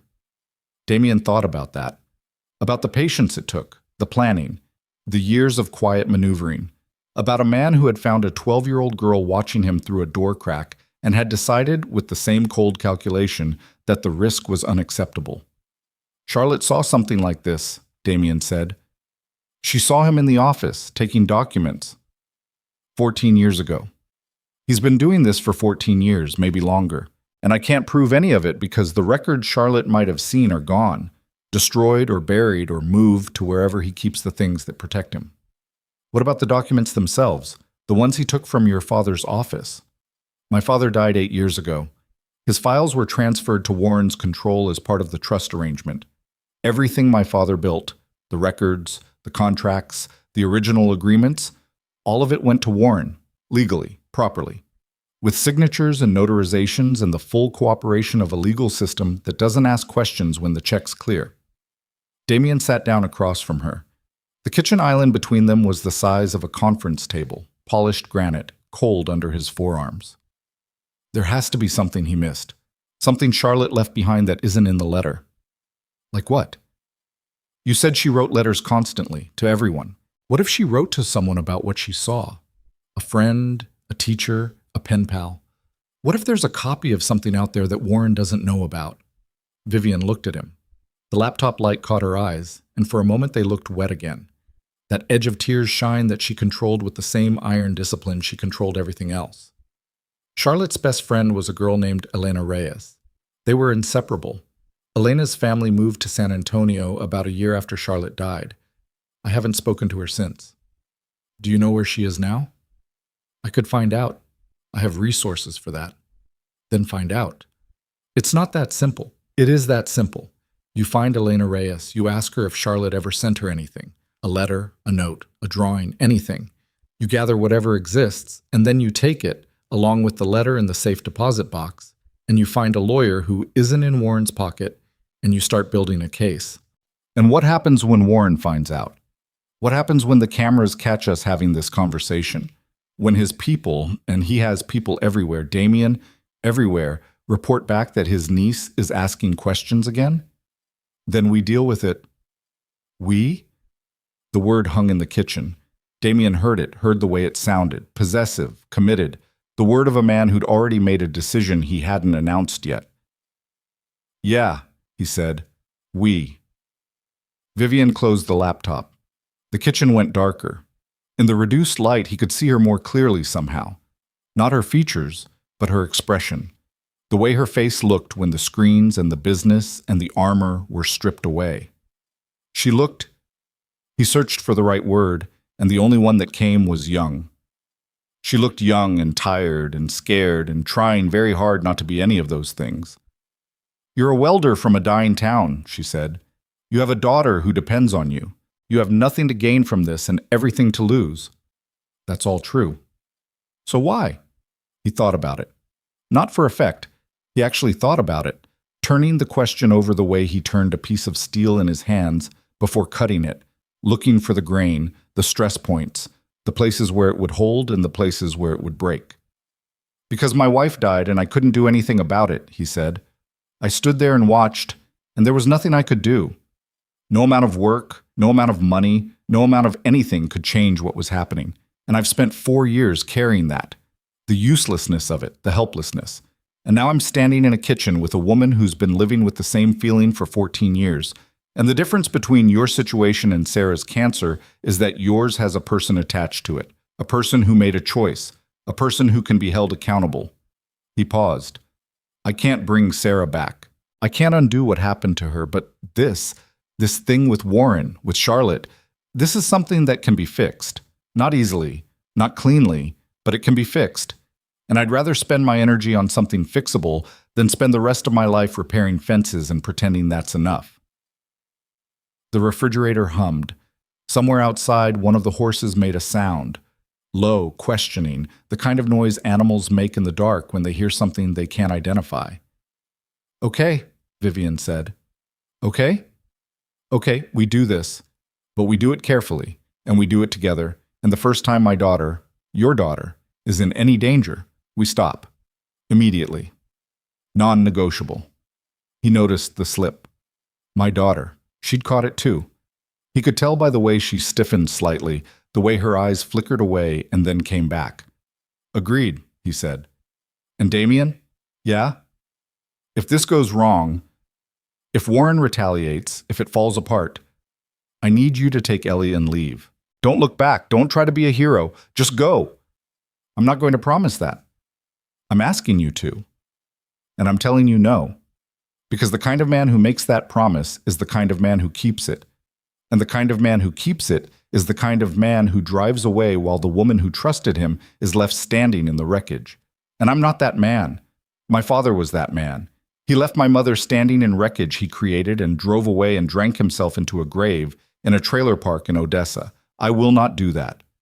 The words came out harder than he intended. He heard his own voice, rough, cracked, carrying weight he usually kept buried. And he saw the impact on Vivian's face. Not fear, not pity. Something else. Something that looked dangerously like the beginning of trust. You're stubborn, she said. Runs in the family. Just ask the rabbit. She almost laughed. Almost. The sound died in her throat, but the shape of it stayed on her face. A softening, a crack in the concrete, a hairline fracture through which something warm and living and vulnerable was trying to push through. 3 days later, Vivian found Elena Reyes. She was living in San Antonio, working as a middle school counselor. 26 years old, unmarried. She'd kept a low profile since her family left the area after Charlotte's death, moved to a different school district, different neighborhood, different life. The kind of deliberate disappearance that suggested someone had been told or paid or frightened into staying away. Vivian made the call from the barn using a prepaid phone Damien had bought in Marfa during a supply run, because the ranch phones, like everything else on the property, were on a system that Warren's people had installed and possibly monitored. Damien stood outside the barn door, watching the driveway, watching the cameras, watching for the black SUV that might or might not be coming. Inside, he could hear Vivian's voice, careful, controlled, but underneath the control, shaking. Elena, it's Vivian. Vivian Sinclair. I know it's been a long time. I know this is unexpected, but I need to talk to you about Charlotte. Silence. Then, faintly, a voice on the other end. Damien couldn't make out the words, but he could hear the tone, startled, wary, the voice of someone who'd answered a phone and found a ghost on the other end. Vivian talked for 20 minutes. When she came out of the barn, her face was pale and her hands were shaking, and she was holding the prepaid phone so tightly that her knuckles had gone white. She has letters, Vivian said. Charlotte's letters. 11 of them. Charlotte sent Elena letters for the last year of her life. Elena kept them, all of them. Her mother told her to throw them away after they moved, but she didn't. She hid them. She's had them in a box in her closet for 14 years. What's in them? Elena wouldn't say over the phone. She's scared, Damien. She's been scared for 14 years.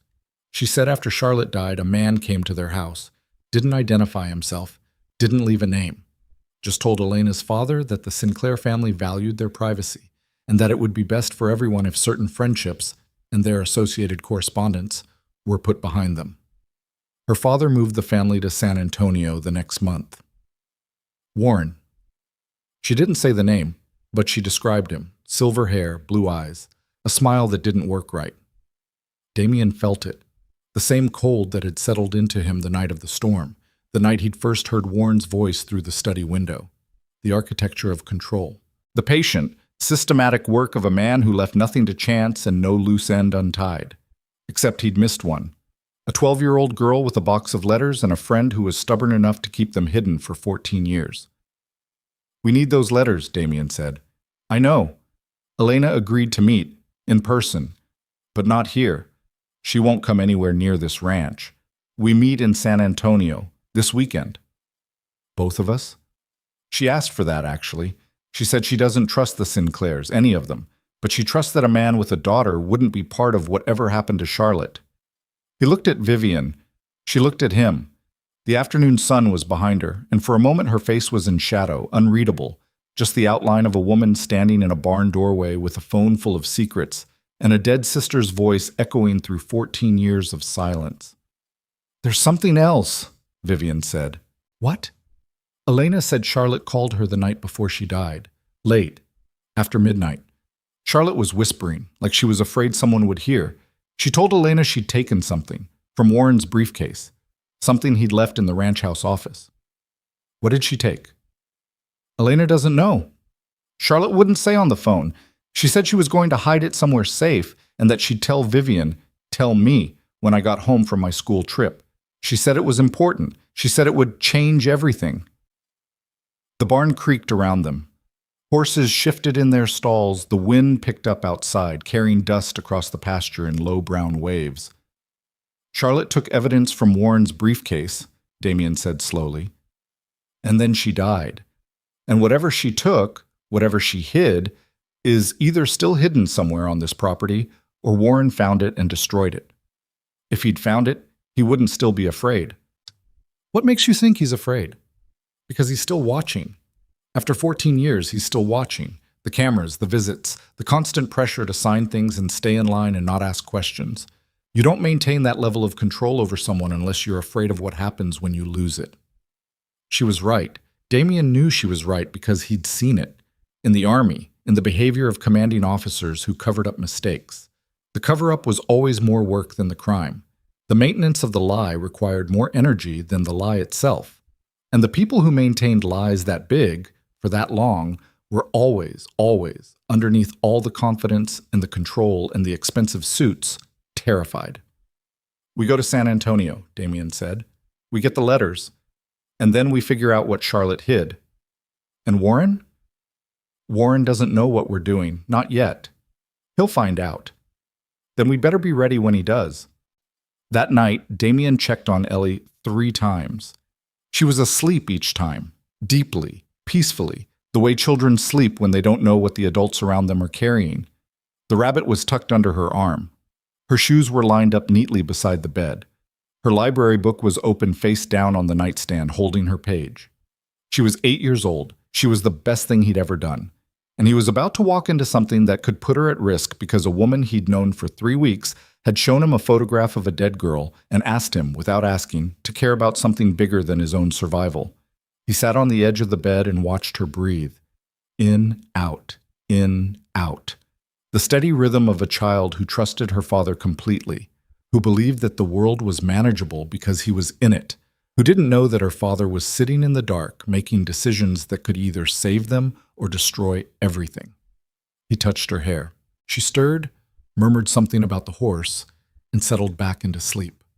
Down the hall, in the study, Vivian Sinclair was sitting behind her dead father's desk, holding a key to a safe deposit box in Midland, reading financial records on her laptop, building a map of her uncle's empire within an empire, and wondering.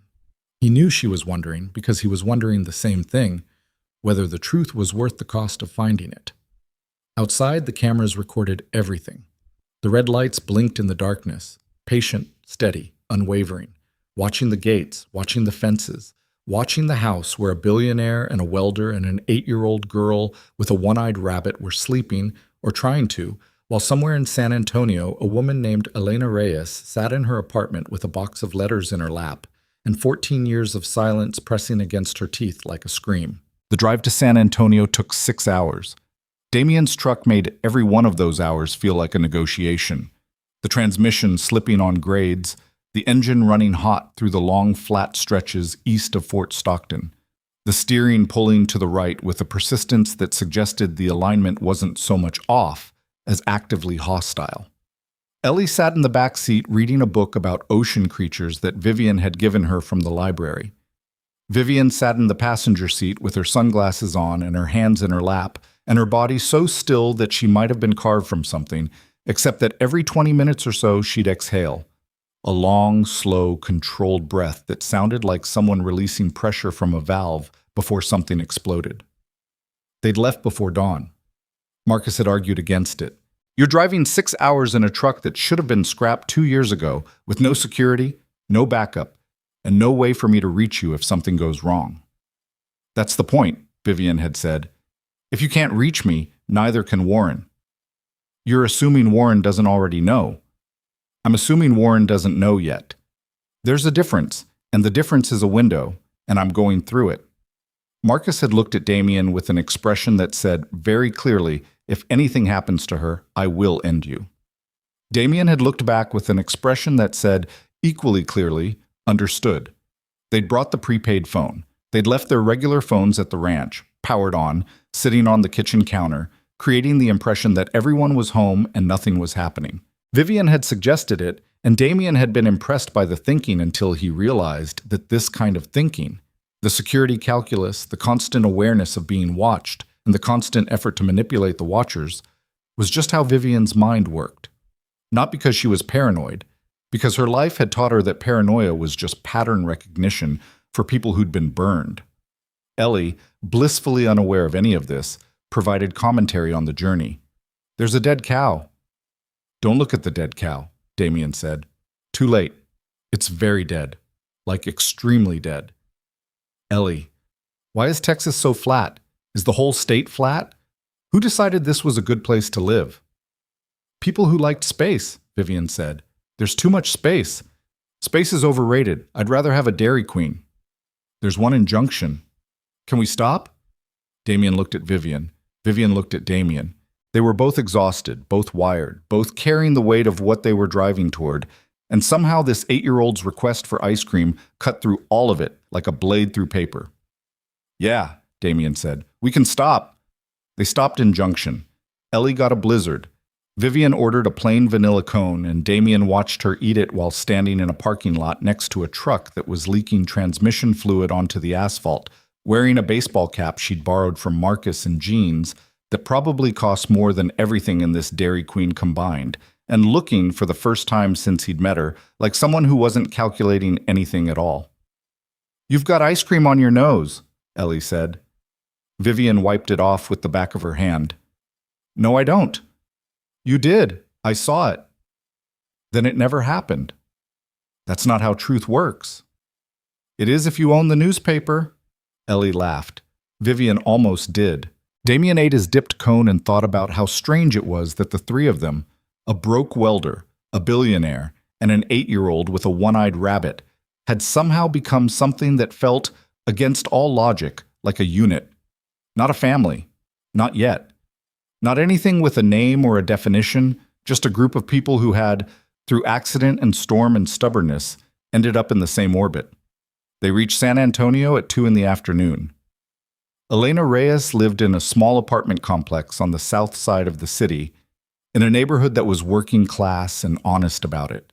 Chain-link fences, small yards, cars parked on the street because the garages had been converted to extra rooms. It reminded Damien of Hargrove, of home. Vivian took off the sunglasses, looked at the apartment building.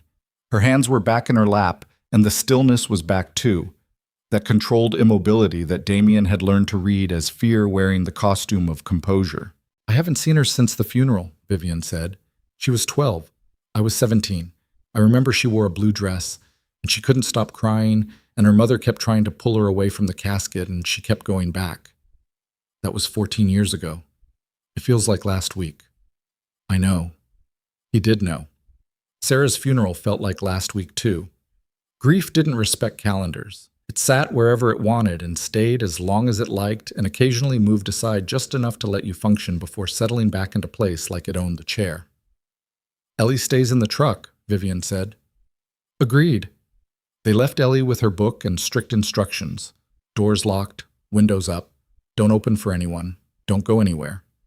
Ellie gave them the look she gave when adults told her things she'd already figured out herself. "I'm 8, not stupid."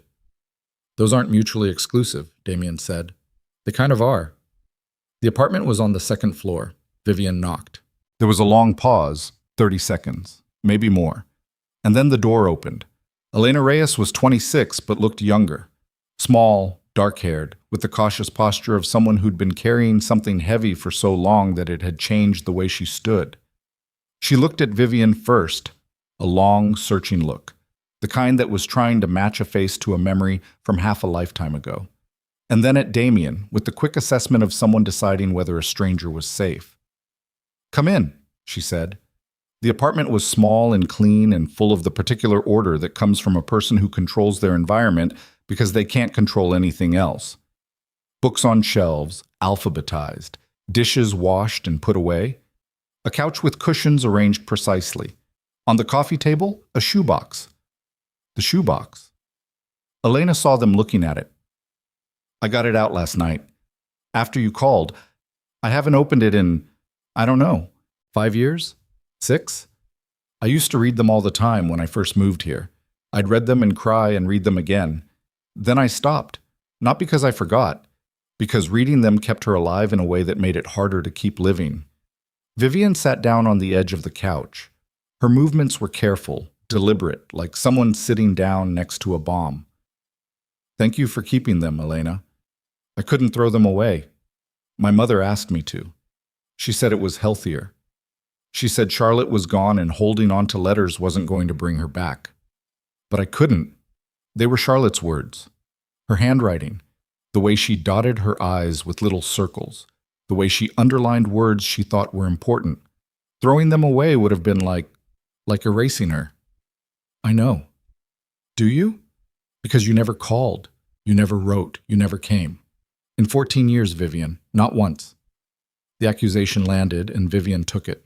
She didn't defend herself, didn't explain, didn't offer excuses about Warren or fear or the architecture of control that had kept her isolated on a ranch surrounded by cameras. She just sat there and absorbed it, the way a boxer absorbs a punch they know they deserve. You're right, Vivian said. I should have. I was afraid. Not of you. Of what finding you would mean. Of what it would start. Because once I started looking for the truth, I couldn't stop, and I wasn't sure I was strong enough to see it through. Are you sure now? Vivian looked at Damien. He didn't say anything, didn't nod, didn't signal, didn't give her permission or encouragement, just looked back. This was her decision. It had always been her decision. No, Vivian said. I'm not sure. But I'm tired of being afraid, and that's close enough. Elena opened the shoebox. Inside were 11 letters, folded neatly, written on the kind of lined notebook paper that middle schoolers use. Each one was addressed to Elena in handwriting that was neat and round and achingly young. The handwriting of a girl who was 12 and thought she had all the time in the world to learn cursive properly. Elena handed the box to Vivian. Vivian took it with both hands, holding it the way you hold something fragile and explosive at the same time. Most of them are normal, Elena said. Normal kid stuff. School, horses, books she was reading, a boy in her class she thought was cute. But the last 3, the ones from the final month, those are different. Vivian opened the first of the final 3 letters. Damien watched her read it, watched her face go white, then whiter, then a color that wasn't really a color at all. The absence of color, the look of someone whose blood has decided to leave their extremities and go somewhere safer. She handed it to Damien. The letter was dated 6 weeks before Charlotte died. The handwriting was the same. Round, careful, young, but the tone was different. Gone was the chatty 12-year-old talking about horses and homework. In her place was a girl who was scared and trying very hard to sound brave. Elena, the letter read. Something weird is happening at the ranch. I told you about Uncle Warren being in Dad's office that night. I thought maybe he was just looking for something normal, like business papers or whatever. But I watched again last night, and he was doing the same thing. He had a flashlight, and he was photographing pages with his phone. Not reading them. Photographing them. Fast, like he was in a hurry. And he kept looking at the door like he was afraid someone would come in. When he left, he locked the office with a key I've never seen before. Not Dad's key. A different one. Elena, I don't think Uncle Warren is supposed to be doing this. I don't think Dad knows. I want to tell Vivian, but she's away at that debate tournament and she won't be back until next week. I'm going to keep watching. Don't tell anyone about this letter. Promise me. Damien looked up. Vivian was holding the second letter. Her hands were shaking openly now. Not the controlled micro-tremor from the kitchen that first night, but real shaking, the kind that comes from somewhere deep in the body where the brain can't reach to stop it. Read the second one, she said, and her voice was barely there. The second letter was dated 3 weeks before Charlotte's death. Elena, I did something. I know I said I was just going to watch, but I did something. Uncle Warren left his briefcase in the mudroom last Tuesday. He was out at the south pasture with the foreman, and he left it by the door like he always does, and I opened it. I know I shouldn't have, but I opened it, and there were papers inside. Not business papers.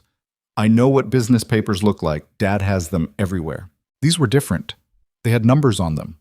Bank numbers, I think, like account numbers. And names. Companies I've never heard of. And there was a folder with a red tab that had copies of documents with Dad's signature on them, but some of the signatures looked wrong. Not like Dad's real signature. Close, but not right. Like someone practiced writing it. I took pictures with the camera Mom gave me for my birthday. The little blue one. And I took one of the papers. Just one. A page with a list of numbers and 2 signatures. Dad's real one from a contract I've seen before, and the fake one. I hid them. I hid them somewhere safe. Somewhere Uncle Warren would never look. I'm going to tell Vivian when she gets home. She'll know what to do. Don't tell anyone, Elena. I mean it. This is serious. The apartment was silent. Elena was sitting in a chair by the window, her arms wrapped around herself, tears running down her face without sound, the way people cry when they've practiced it enough that the sound isn't necessary anymore. Vivian was holding the 3rd letter. She hadn't opened it. The 3rd one, Elena said. That's the last one she ever wrote me. Vivian opened it. This letter was different. The handwriting was messier, rushed, uneven.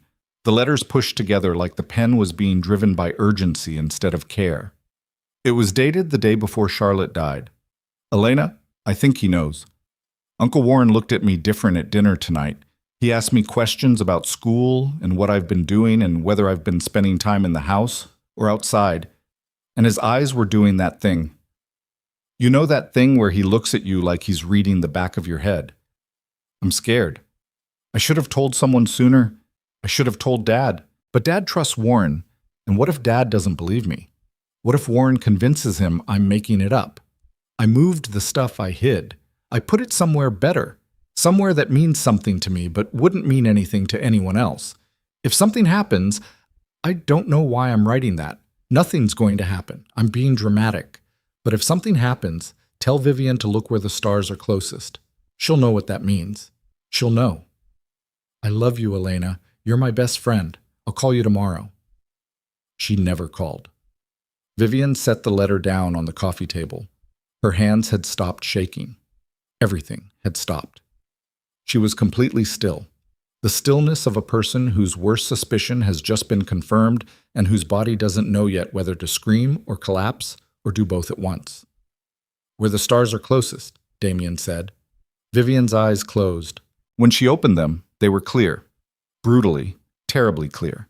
The eyes of a woman who'd just had 14 years of uncertainty burned away in the time it took to read a dead girl's handwriting. The hayloft, she said. The old barn on the east side of the property. When we were kids, our father cut a hole in the roof. A skylight. A crude one.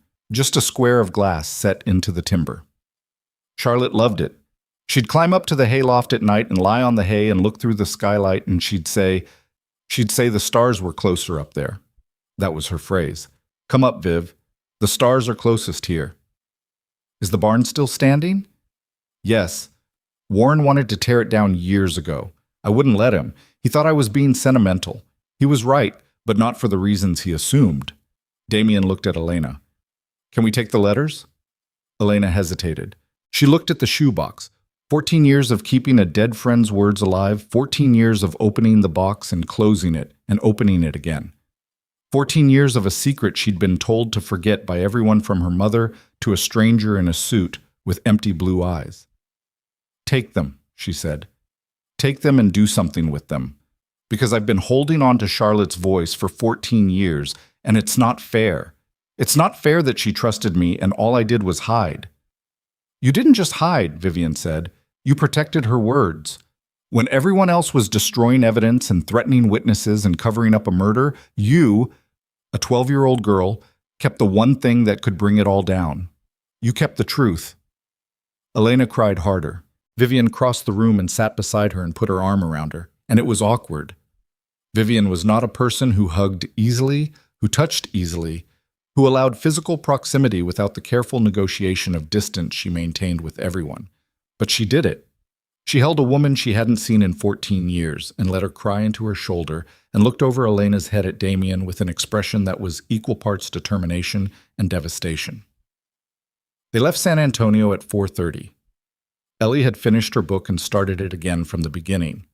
She didn't ask about the meeting. She didn't ask why Vivian was quiet, or why Damien was driving faster than usual, or why both of them kept checking the rearview mirror. She just read her book and ate the bag of chips they'd bought at a gas station, and occasionally announced facts about deep-sea creatures to no one in particular. Anglerfish males are tiny, she said.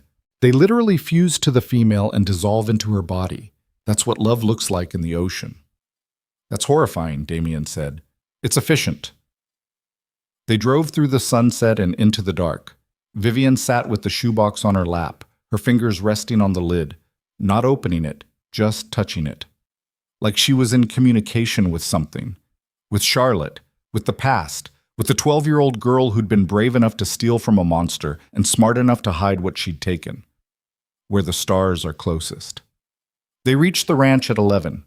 Marcus met them at the gate. He looked at Vivian, looked at the shoebox, looked at Damien. "We need to talk," Vivian said. "Yes," Marcus said. "We do, because Warren's people were here, 2 hours ago. They came to the gate, asked if you were home, and left." The temperature inside the truck dropped. Not literally, the heater was still blowing warm air, but the feel of it changed. The casual fear that had been humming in the background of everything since the drive out became something sharper, more immediate, a wire pulled taut. "Did they come inside?" Vivian asked. "No, I told them you were asleep and didn't want to be disturbed. They sat outside the gate for about 40 minutes, watching." "Just watching?" "Just watching. Then they left." Vivian looked at Damien. He looked at her. The same thought passed between them without words. Warren was paying attention. Warren was checking. The window they'd been operating in, the narrow gap between Warren's suspicion and Warren's certainty, was closing. "We need to get to the east barn," Vivian said. "Tonight." "Tonight?" Marcus said. "Now." Marcus didn't argue.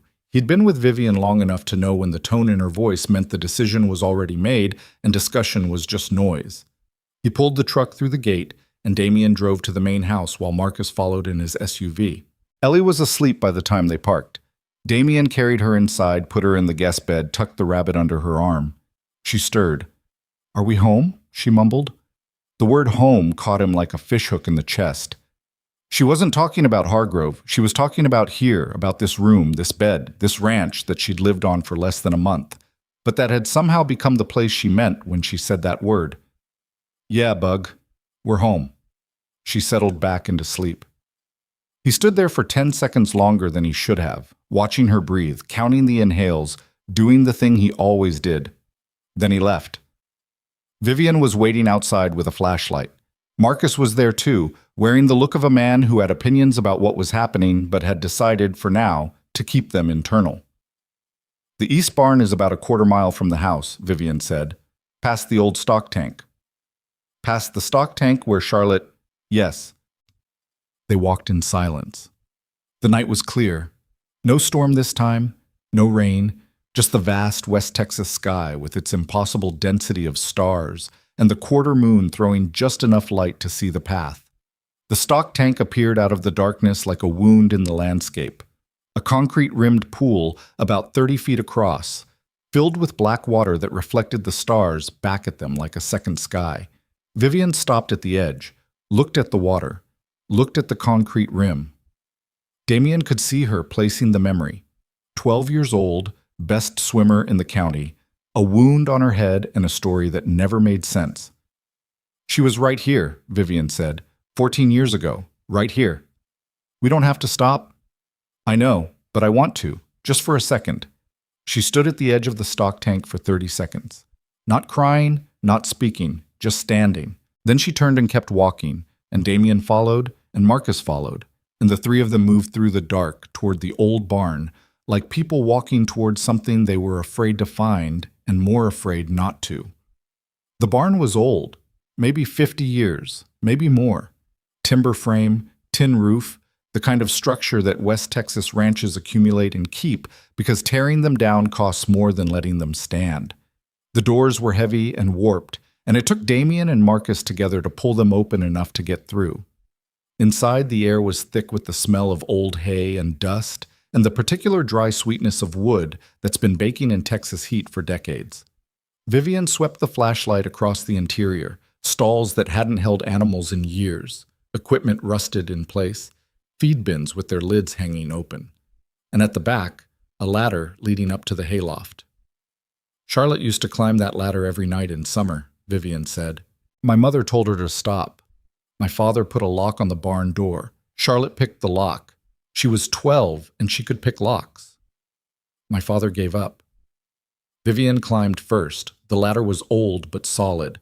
The rungs held. The frame didn't shift. Damien followed.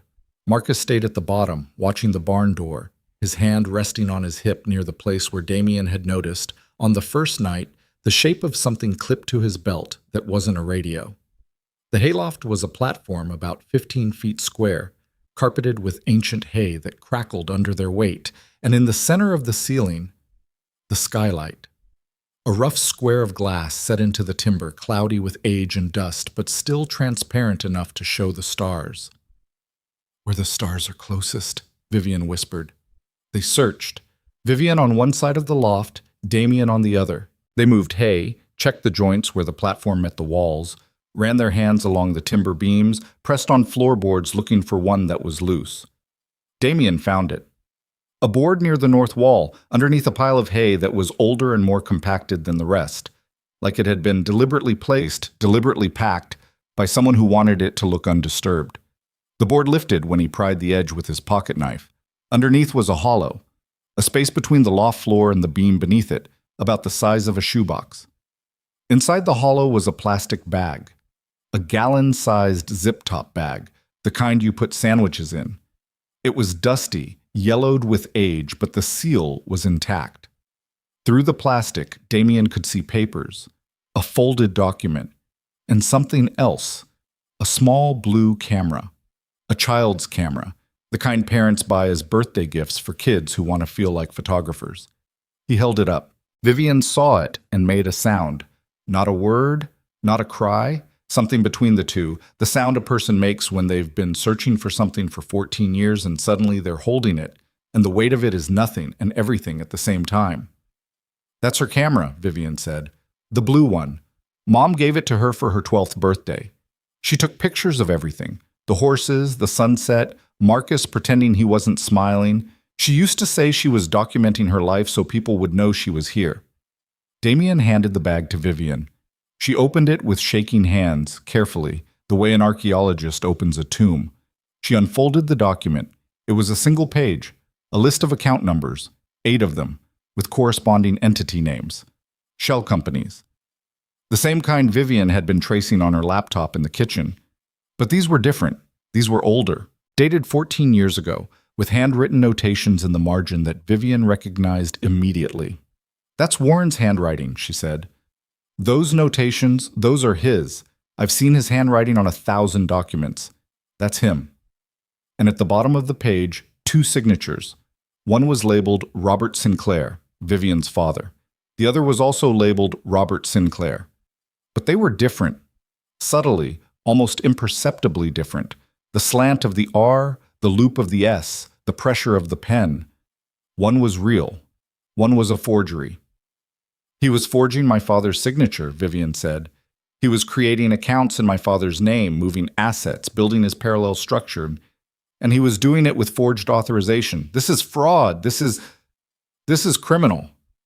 Charlotte figured that out at 12 years old. Charlotte was smarter than any of us. She saw it. She understood it. She took the evidence and she hid it, and she was going to tell me, and he... She stopped. Her jaw tightened. Her eyes went hard. He killed her, she said. He killed a 12-year-old girl because she caught him stealing from her own family. And then he stood in our living room and held my mother while she cried and told us it was an accident. The hayloft was silent except for the creak of the old timber and the wind moving through the gaps in the barn walls. The stars burned through the skylight, close and cold and indifferent. We have it, Damien said. Charlotte's letters, the document, the camera, if the photos are still on it, if the memory card still works. We take this to the authorities, not local. Warren owns local, federal, financial crimes, fraud, forgery, and murder. We take all of it. Vivian, Marcus's voice came from below, quiet, urgent. Someone's coming. They both froze. Damien moved to the edge of the loft and looked down. Marcus was at the barn door, his body pressed against the frame, looking out into the darkness. Beyond him, on the dirt road that led from the main house to the east side of the property, headlights, moving slowly. The crawl of a vehicle that was looking for something rather than going somewhere. Is it ranch security? Vivian asked. Not ours, Marcus said. That's an outside vehicle. Black Suburban. Same one that was at the gate earlier. Warren's people. They're coming to the barn? Damien asked. They're driving the perimeter, checking out buildings. They'll be here in about 3 minutes. Vivian looked at Damien. In the dim starlight of the hayloft, her face was sharp and scared and absolutely resolute. We go out the back, she said. There's a gap in the wall on the south side. It leads to the pasture. We can get to the house through the south gate without crossing the main road. And the evidence? I'm carrying it. All of it. They climbed down fast. Marcus led them to the back of the barn, where a section of wall siding had warped away from the frame, leaving a gap wide enough for a person to squeeze through. Vivian went first, holding the plastic bag against her chest. Damien followed. Marcus came last, pulling the warped siding back into position behind them. They moved through the dark pasture at a jog. Not running, because running made noise and noise carried in open country, but moving fast, staying low, following the fence line toward the south gate. Behind them, the headlights of the Suburban reached the barn and stopped. Damien's heart was hammering, not from the exertion, from the knowledge that his daughter was asleep in a house a quarter-mile away, and there were people on this property who worked for a man who had killed a child to protect his secrets. They reached the south gate. Marcus punched in a code. The gate opened. They crossed through to the house side of the property and kept moving until they reached the back porch, where they stopped, breathing hard, pressed against the stone wall of the mansion like fugitives in their own home. Ellie, Damien said. I'll check, Marcus said, and he disappeared inside. Damien and Vivian stood on the porch. The night air was cold. Their breath made small clouds that vanished instantly. Somewhere on the east side of the property, the Suburban was still moving. Damien could see the headlights sweeping along the fence line, probing, searching. He knows, Vivian said. He doesn't know what we found, but he knows something's changed. He can feel it. Warren has always been able to feel it the moment someone stops being afraid of him. He senses it like a change in pressure. Marcus came back. Ellie's asleep, hasn't moved. Damien exhaled. The relief hit him so hard his knees almost buckled. We leave tomorrow, Vivian said. Not San Antonio. Dallas. I have a law firm there that Warren doesn't control. Hartwell and Associates. They handle whistleblower cases, corporate fraud, federal referrals. I've been keeping them in my back pocket for 3 years, waiting for the day I had something to bring them. And now you do. Now I do. She looked at the plastic bag in her hands, the document, the camera, the evidence a 12-year-old girl had gathered and hidden and died for. She held it the way Damien had seen soldiers hold things in the field, close, careful, with the understanding that what you were carrying was worth more than you were, and that your job was to get it where it needed to go, regardless of what happened to you in the process. Vivian, Damien said. What? We're going to be okay. You don't know that. No, but I'm going to act like I do, because the alternative is standing on this porch until Warren's people find us. She looked at him. The starlight caught her eyes, and for a moment they weren't the clinical, assessing eyes he'd first seen in the study. They were Charlotte's eyes, Elena's eyes, the eyes of every person who'd been touched by this family's poison and had survived long enough to fight back. Okay, she said. Okay. They went inside. They locked the doors. Marcus took up a position in the front hallway with a clear line of sight to the main entrance and the driveway beyond it. The Suburban's headlights disappeared from the east fence line, and whether the vehicle had left the property or simply turned off its lights was a question none of them could answer and all of them were thinking about. Damien went upstairs, checked on Ellie. She was asleep. The rabbit was still under her arm. Her breathing was steady. He sat on the edge of the bed. His hands were dirty. Hay dust, barn grime. 14 years of settled particles from a hayloft where a dead girl had hidden the truth about her own murder. He should shower. He should sleep. He should do a lot of things. Instead, he sat there and watched his daughter breathe, and held on to the knowledge that tomorrow they would drive to Dallas and hand a law firm a plastic bag containing the last act of a 12-year-old girl who had been braver than every adult around her, and that the thing Charlotte Sinclair had started in secret, watching, documenting, hiding evidence in a hayloft where the stars were closest, was about to come into the light. And the man who had spent 14 years making sure it stayed buried was about to learn that some things don't stay in the ground. Not when a dead girl's best friend keeps her letters in a shoebox. Not when a billionaire with bare feet and shaking hands refuses to stop looking. Not when a broke welder from a dying town decides that fixing things is worth more than being safe. The house settled around him. The cameras blinked their red lights in the darkness outside. And somewhere, on a road between the ranch and wherever Warren Sinclair slept at night, a black Suburban carried a report back to a man who had controlled everything for 30 years and was about to discover that control, like concrete, can hold for decades. But when it cracks, it doesn't crack slowly. They never made it to Dallas. Warren moved first. Damien woke at 5:30 in the morning to the sound of Marcus pounding on the guest room door. Not knocking, pounding. The flat-handed urgency of a man who had abandoned courtesy because courtesy was too slow. "Get up, now, both of you." Ellie sat up in bed, clutching the rabbit, her eyes wide in the gray pre-dawn light. Damien was already moving, pants, boots, shirt, the automatic dressing of a man whose body remembered the army even when his mind had moved on. What's happening? Warren filed an emergency motion with the court in Pecos County 3 hours ago. He's seeking a temporary restraining order against Vivian, removal from company operations, asset freeze, mental health evaluation. He's claiming she's unstable and a danger to the family's financial interests. Can he do that? He's doing it. The judge is Howard Crane. He's been on Warren's Christmas card list for 20 years. The hearing is at 9. If Vivian doesn't appear, the order goes through by default, and Warren takes operational control of everything. The ranch, the accounts, all of it. Damien's mind was racing. 4 hours ago, they'd been standing on the back porch with a bag full of evidence. Now Warren was swinging, and swinging hard, with the precision of a man who'd had this contingency planned for years, waiting on a shelf like a fire extinguisher, ready to pull the pin the moment things got hot.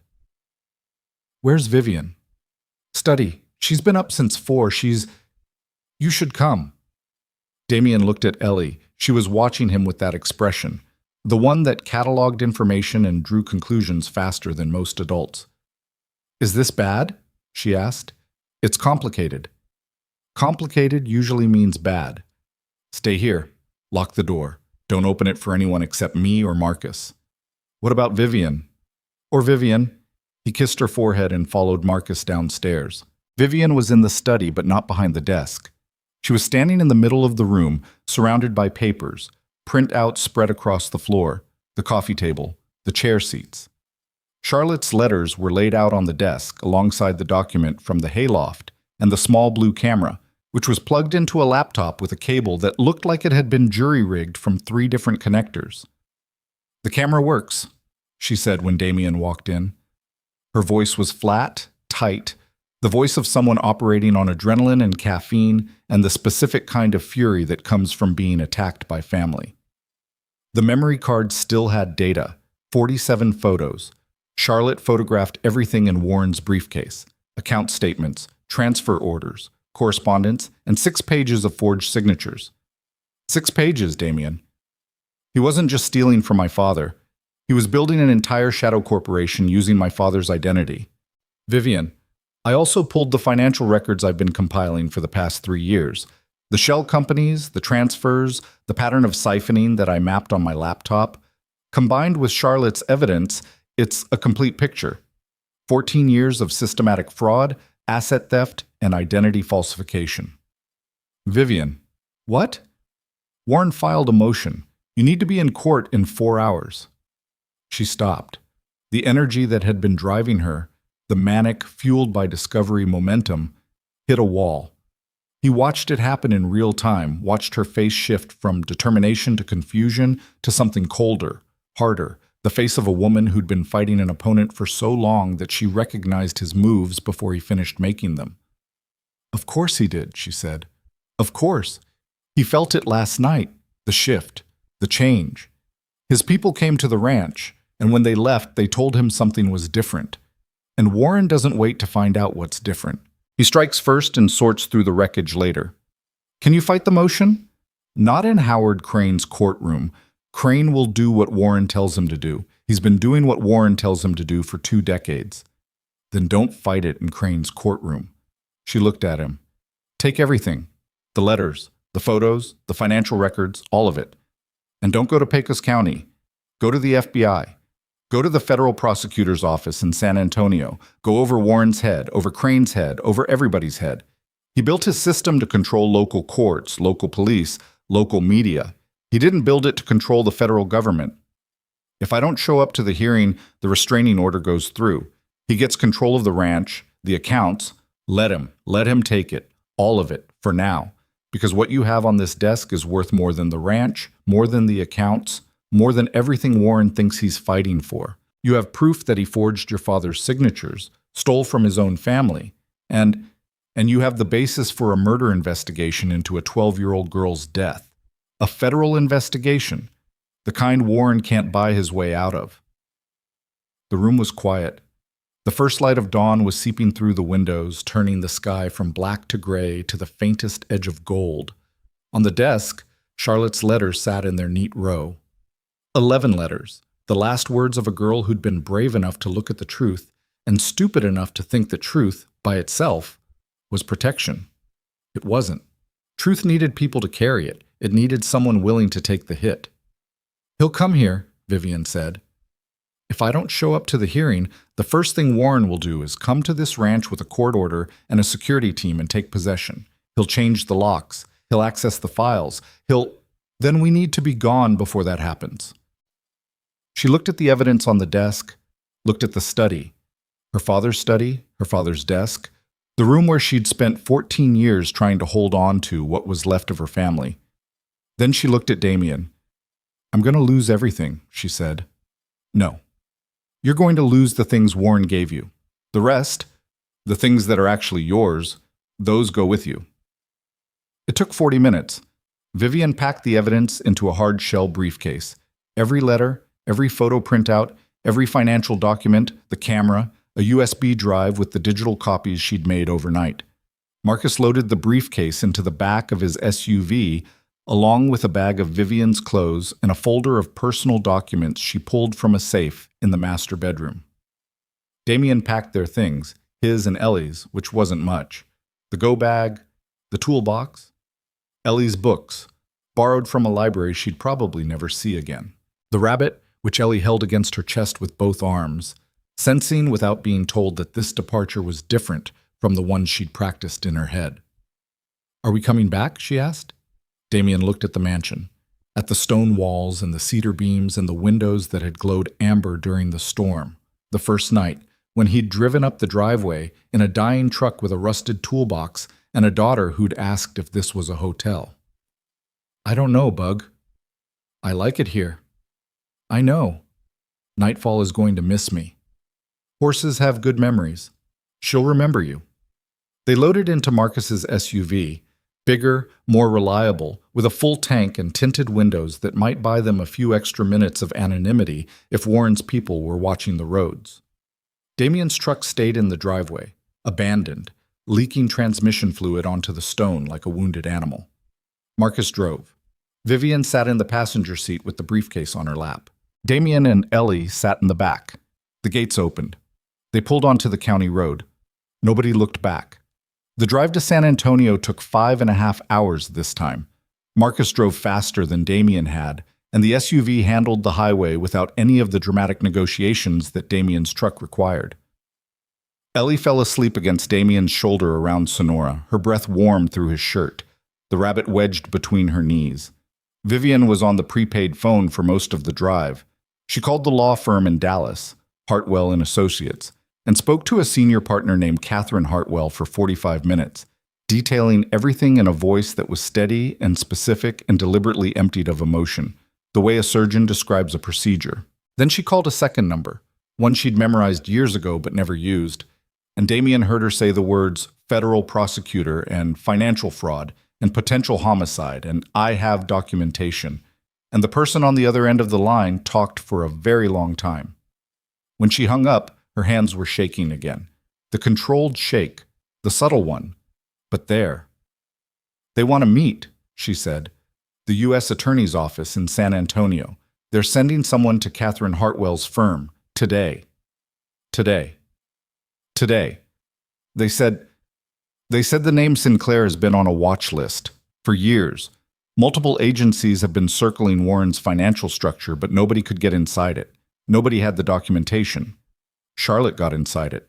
Charlotte got inside it 14 years ago, at 12 years old, with a birthday camera and a zip-top bag. They reached San Antonio at noon. Catherine Hartwell met them at a downtown office building. She'd flown in from Dallas on a charter that morning, which told Damien everything he needed to know about how serious this was. She was in her 50s, tall, gray-haired, with the calm intensity of someone who'd spent 30 years in courtrooms and had stopped being impressed by money a long time ago. She looked at the evidence for 2 hours.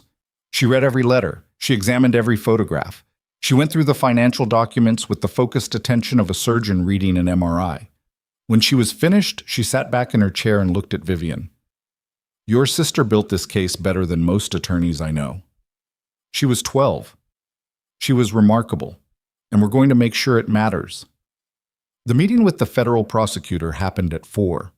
2 people from the U.S., attorney's office, 1 FBI agent, and Catherine Hartwell, sitting around a conference table in a borrowed law office, while Damien waited in the hallway with Ellie, who was reading a book about volcanoes she'd found in the office's small waiting room. Is Vivian in trouble? Ellie asked. No, she's getting out of trouble. Is the uncle in trouble? Damien looked at his daughter. She knew more than she should. She always knew more than she should. The product of growing up with a single father who forgot sometimes that children hear things even when you think they're asleep. Yeah, Bug, the uncle is in trouble. Good. He has weird eyes. You've never met him. I saw him from the window when he came to the ranch. He walked like he was stepping on things that were smaller than him. Damien didn't know what to say to that. It was, like most of Ellie's observations, uncomfortably precise. The meeting lasted 3 hours. When Vivian came out, she looked like someone who'd been through something, not destroyed by it, but changed. The way metal looks after it's been through the forge. Different shape, harder edges, but stronger. They're opening an investigation, she said. Federal, multi-agency, financial crimes, wire fraud, identity theft, and they're reopening Charlotte's case as a potential homicide. The word homicide landed in the hallway and stayed there. How long? Damien asked. Weeks, maybe months. They need to build the case independently. They can't rely solely on Charlotte's evidence. They need to corroborate it with their own investigation. But they said, Catherine said, that what we brought them is the foundation, the thing they've been missing for years. And Warren? Warren doesn't know yet, but he will. Soon. He did. 3 days later, FBI agents served Warren Sinclair with a federal subpoena at his home in Dallas. They seized computers, financial records, and the contents of 2 safes. They also served subpoenas on 4 shell companies, 2 banks, and a law firm that had been facilitating transfers for over a decade. Warren's response was exactly what Vivian had predicted. Not panic, not flight, but aggression. Within 24 hours, his attorneys filed motions in 3 different courts. They issued public statements calling the investigation politically motivated. They launched a media campaign portraying Vivian as an unstable heiress making baseless accusations against the uncle who'd raised her after her parents' death. It almost worked. For about a week, the narrative was Warren's, the steady, responsible patriarch being attacked by a troubled young woman and her, and this was the phrase his media team used, unvetted associates. Damien saw himself on the news, a photo from somewhere, his driver's license probably, alongside a headline that described him as a drifter, an itinerant laborer who had ingratiated himself with the Sinclair heiress. Drifter, Damien said, staring at his phone in the hotel room they'd been staying in since leaving the ranch. "I've lived in Hargrove my entire adult life. I'm the opposite of a drifter." "They don't care about accuracy," Vivian said. She was sitting on the other bed with her laptop open, monitoring the coverage the way a general monitors a battlefield. Clinically, systematically, tracking every development. "They care about narrative. And the narrative Warren wants is simple. I'm crazy, you're a con man, and this whole thing is a manufactured attack on a good family." "Is it working?" "For now. It won't last. The evidence is too strong. Catherine says the U.S. attorney is moving faster than expected. They've already found matching records at 2 of the banks. The forged signatures are being authenticated by independent experts. And the FBI they've found things at Warren's house. Things he should have destroyed years ago but didn't because he never believed anyone would get close enough to look." "What kind of things?" "Financial records going back 20 years. And personal notes. Warren kept personal notes. Handwritten, in journals. Detailed notes about the family's assets, about the trust structure, about Charlotte." "He wrote about Charlotte." "Catherine wouldn't give me details. She said the prosecutors want to build the case without my involvement in the specifics, to avoid any appearance of bias. But she said there are references. To the day Charlotte died. To what happened. And she said when I eventually see them, she said I should be prepared." Vivian's voice cracked on the last word. Not broke, cracked. The hairline fracture that Damien had been watching widen over the weeks since they'd met. The fault line running through the surface of a woman who'd held herself together with discipline and control and the fierce refusal to let anyone see her fall apart. She fell apart now. Not dramatically. Vivian Sinclair didn't do anything dramatically unless it was business. She just stopped. Stopped talking, stopped typing, stopped maintaining the architecture of composure that she'd been building since she was 17, and stood at her sister's funeral and watched a 12-year-old friend cry in a blue dress. Damien sat down next to her on the bed. Not close. He left space the way you leave space for someone who's been caged for so long that proximity feels like a wall. But close enough. "She was so little," Vivian said. "She was so little and she was so brave and she did everything right. She watched, she documented, she hid the evidence, she told someone she trusted. She did everything right, and it didn't save her. It's saving you. That's not enough." "I know, but it's what there is." She leaned against him, not falling, not collapsing, leaning, the deliberate, voluntary act of a woman who was choosing, for the first time in 14 years, to let some of her weight rest on someone else. He felt her shoulder against his, her hair against his neck, the heat of her body through 2 layers of clothing. He put his arm around her. She didn't pull away. Ellie appeared in the doorway of the connecting room, holding the rabbit, looking at the 2 of them with an expression that contained no surprise whatsoever. "Finally," she said. "Go back to bed," Damien said. "I've been waiting for this for like 3 weeks." "You're 8. "I'm observant. There's a difference." She disappeared back into her room. They heard the bed creak as she climbed in. Vivian laughed. It was small and broken and wet, and it was the first real laugh Damien had heard from her. Not the almost laugh, not the half laugh, but the real one. The one that came from somewhere below the armor, below the control, below the years of isolation and fear. "Your daughter," Vivian said. "Yeah. She's the best person I've ever met. She gets it from her mother. She gets it from both of you." The investigation took 11 weeks. In that time, Damien, Vivian, and Ellie moved between 3 hotels, 2 safe houses arranged by Catherine Hartwell's firm, and eventually a rented house in Austin, where Ellie enrolled in a school for the remainder of the semester and immediately became, according to her teacher, the most opinionated 3rd grader I've ever encountered. Vivian worked. Not at Sinclair Holdings. Warren's emergency motion had succeeded in Pecos County, and he'd taken operational control of the company and the ranch, at least temporarily. But Vivian worked with Catherine and the federal prosecutors, going through records, identifying transactions, explaining the family's financial architecture with the precision of someone who'd been studying it for years. She was good at it, sharp, thorough, relentless. The woman who'd wanted to study veterinary science had become, by necessity, an expert in the specific kind of financial crime her uncle practiced. Damien worked too.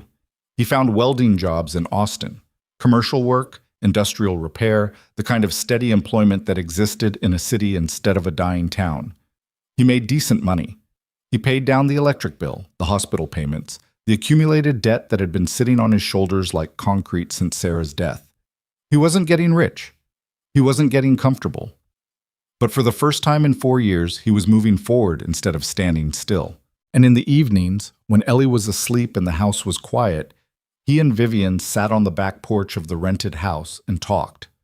Not about the case, not about Warren, not about the ongoing federal investigation that was dismantling the Sinclair empire piece by piece. About other things. About what came next. About what they wanted. About the terrifying, exhilarating possibility that the life they were living right now, cramped house, borrowed furniture, a kid who did her homework on the kitchen floor, might be better than the lives they'd had before. "I don't miss the ranch," Vivian said one night.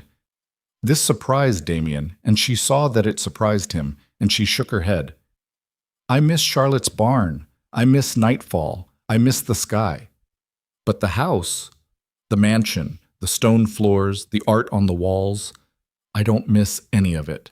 It was never mine. It was my father's, and then it was Warren's, and I just lived in it like a tenant who'd forgotten to leave." "What do you want?" Damien asked.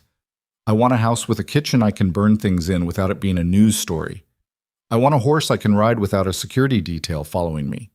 I want to wake up in the morning and not check the cameras to see who came to the gate while I was sleeping." "That's all achievable." "I know. That's what scares me.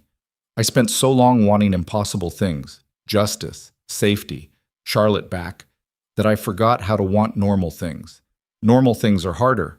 Impossible things you can't fail at because they were never going to happen anyway. Normal things, a kitchen, a horse, someone who stays, those you can lose." "I'm not going anywhere." "You keep saying that." "Because it keeps being true." Warren Sinclair was arrested on a Tuesday morning in late spring.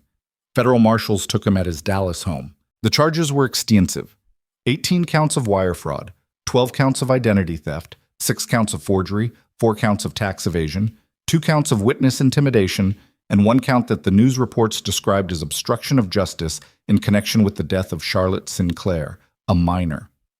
Not murder. Not yet. The prosecutors told Vivian that murder charges were possible, but would require additional evidence and grand jury proceedings.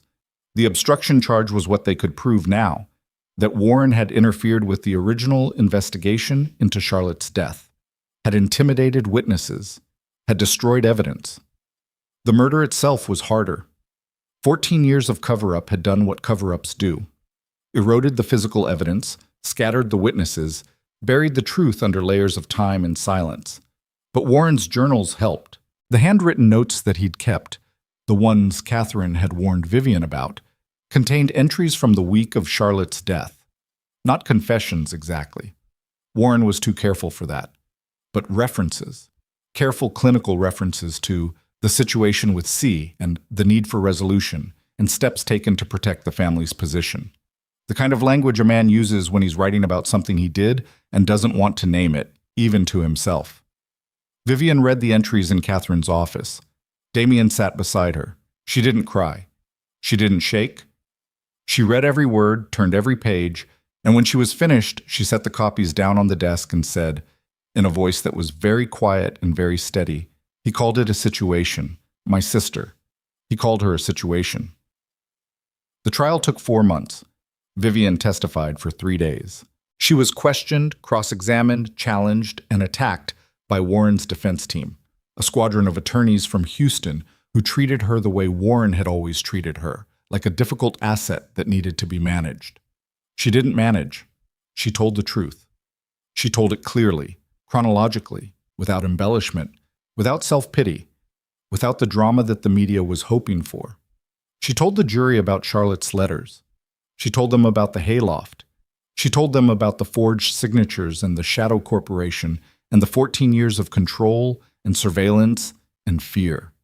She told them about a 12-year-old girl who'd written to her best friend, "Tell Vivian to look where the stars are closest," and then had gone to a stock tank she knew better than her own bedroom and had somehow, impossibly, accidentally drowned. Elena Reyes testified too.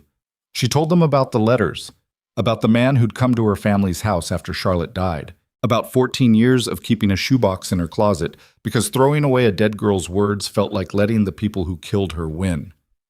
The jury convicted Warren Sinclair on all counts in 6 hours. The sentencing came 2 weeks later. 23 years in federal prison. Warren stood in the courtroom in a suit that still looked expensive, his silver hair still perfectly cut, his blue eyes still empty. When the judge read the sentence, Warren's expression didn't change.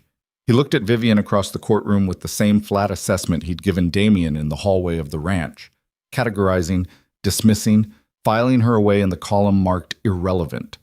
But his hands were shaking. Damien saw it. The small, uncontrollable tremor in the fingers of a man who'd spent 30 years holding everything together and had just felt the first crack become a collapse. Vivian saw it too, and she didn't look away. 6 months after the conviction, the ranch was returned to Vivian's control by court order.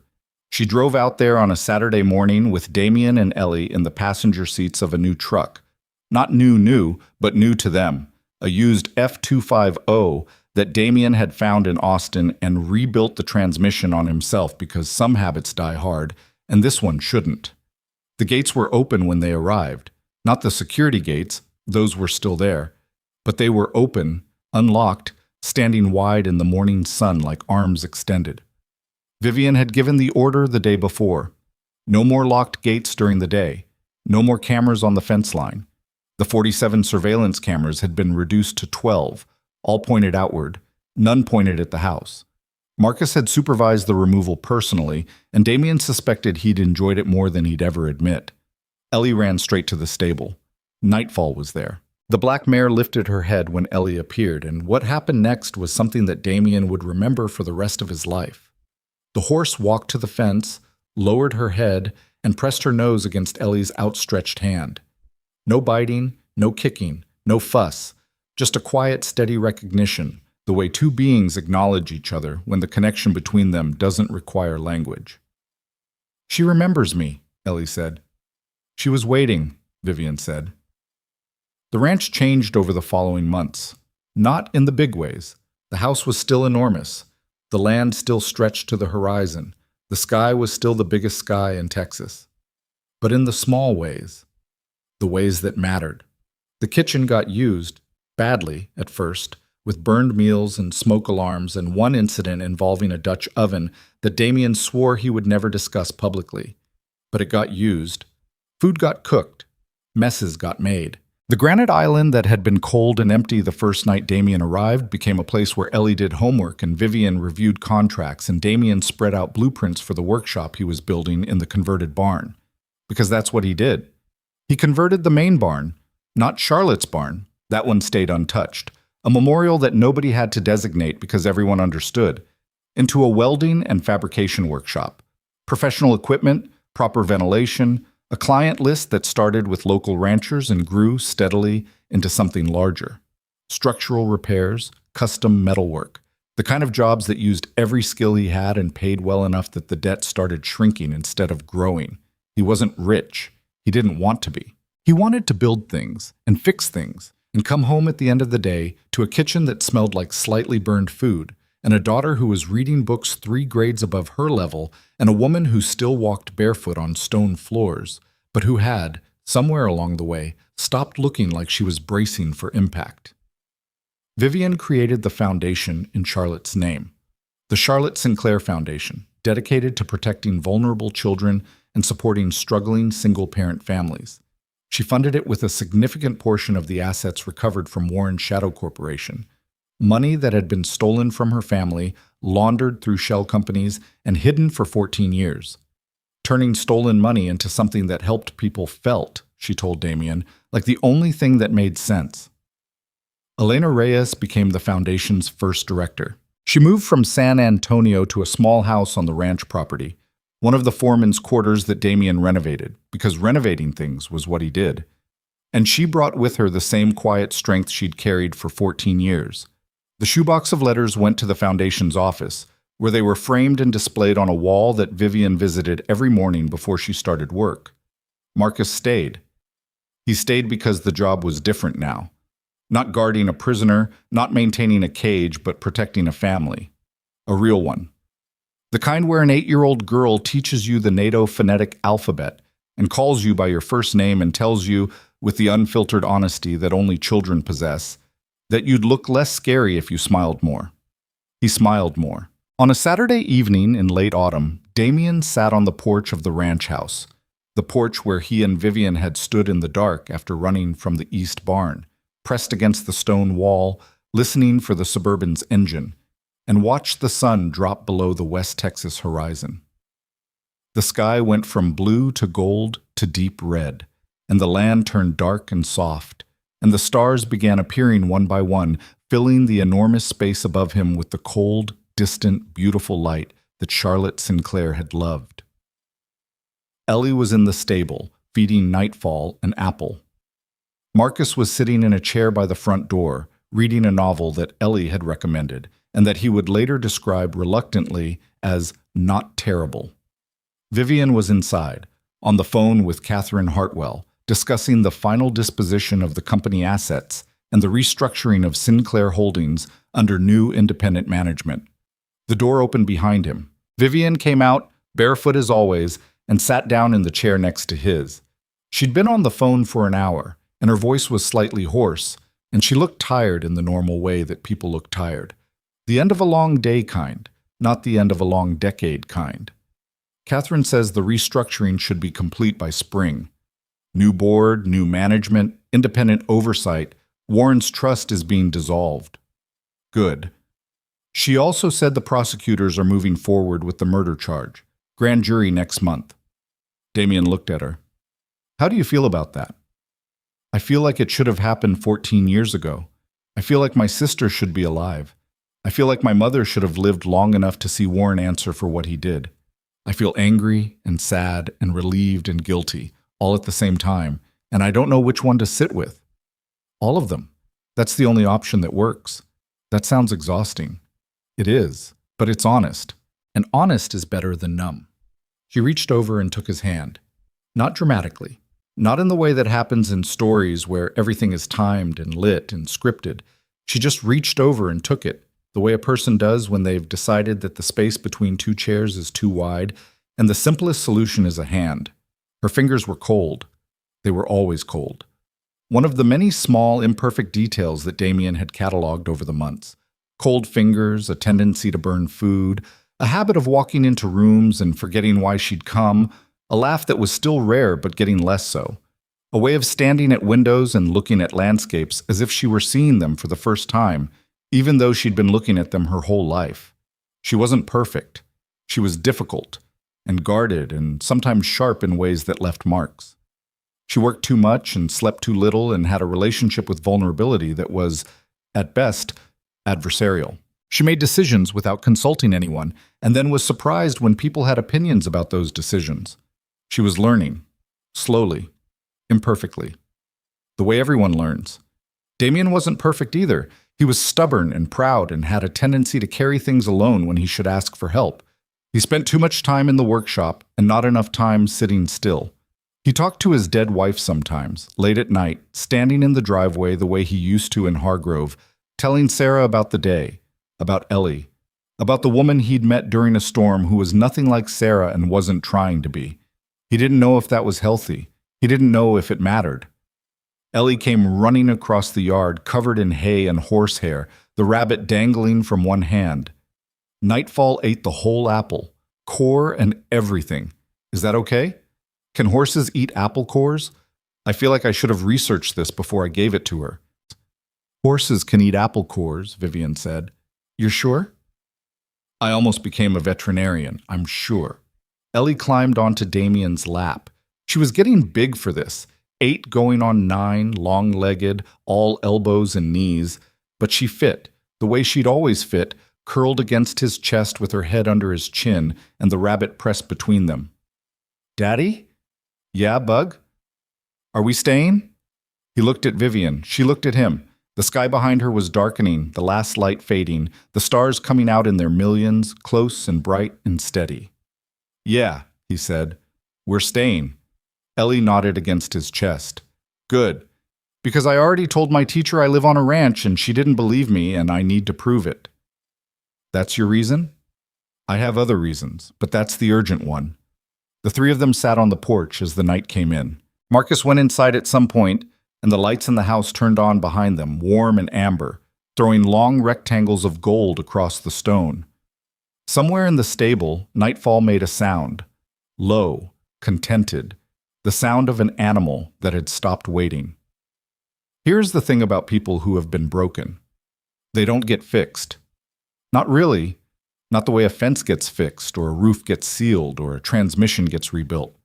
The cracks stay, the scars stay. The memories of the damage stay. What changes is not the damage itself, but the relationship to it. The way a person carries what happened to them. The way they hold it. The way they let it sit alongside the new things growing up through the wreckage. Vivian Sinclair owned everything and had nothing. A broke welder from a dying town showed up during a storm and didn't look at the money, didn't calculate the advantage, didn't ask what he could get.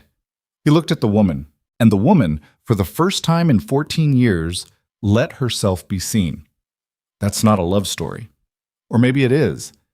Maybe the best love stories aren't about two people finding each other.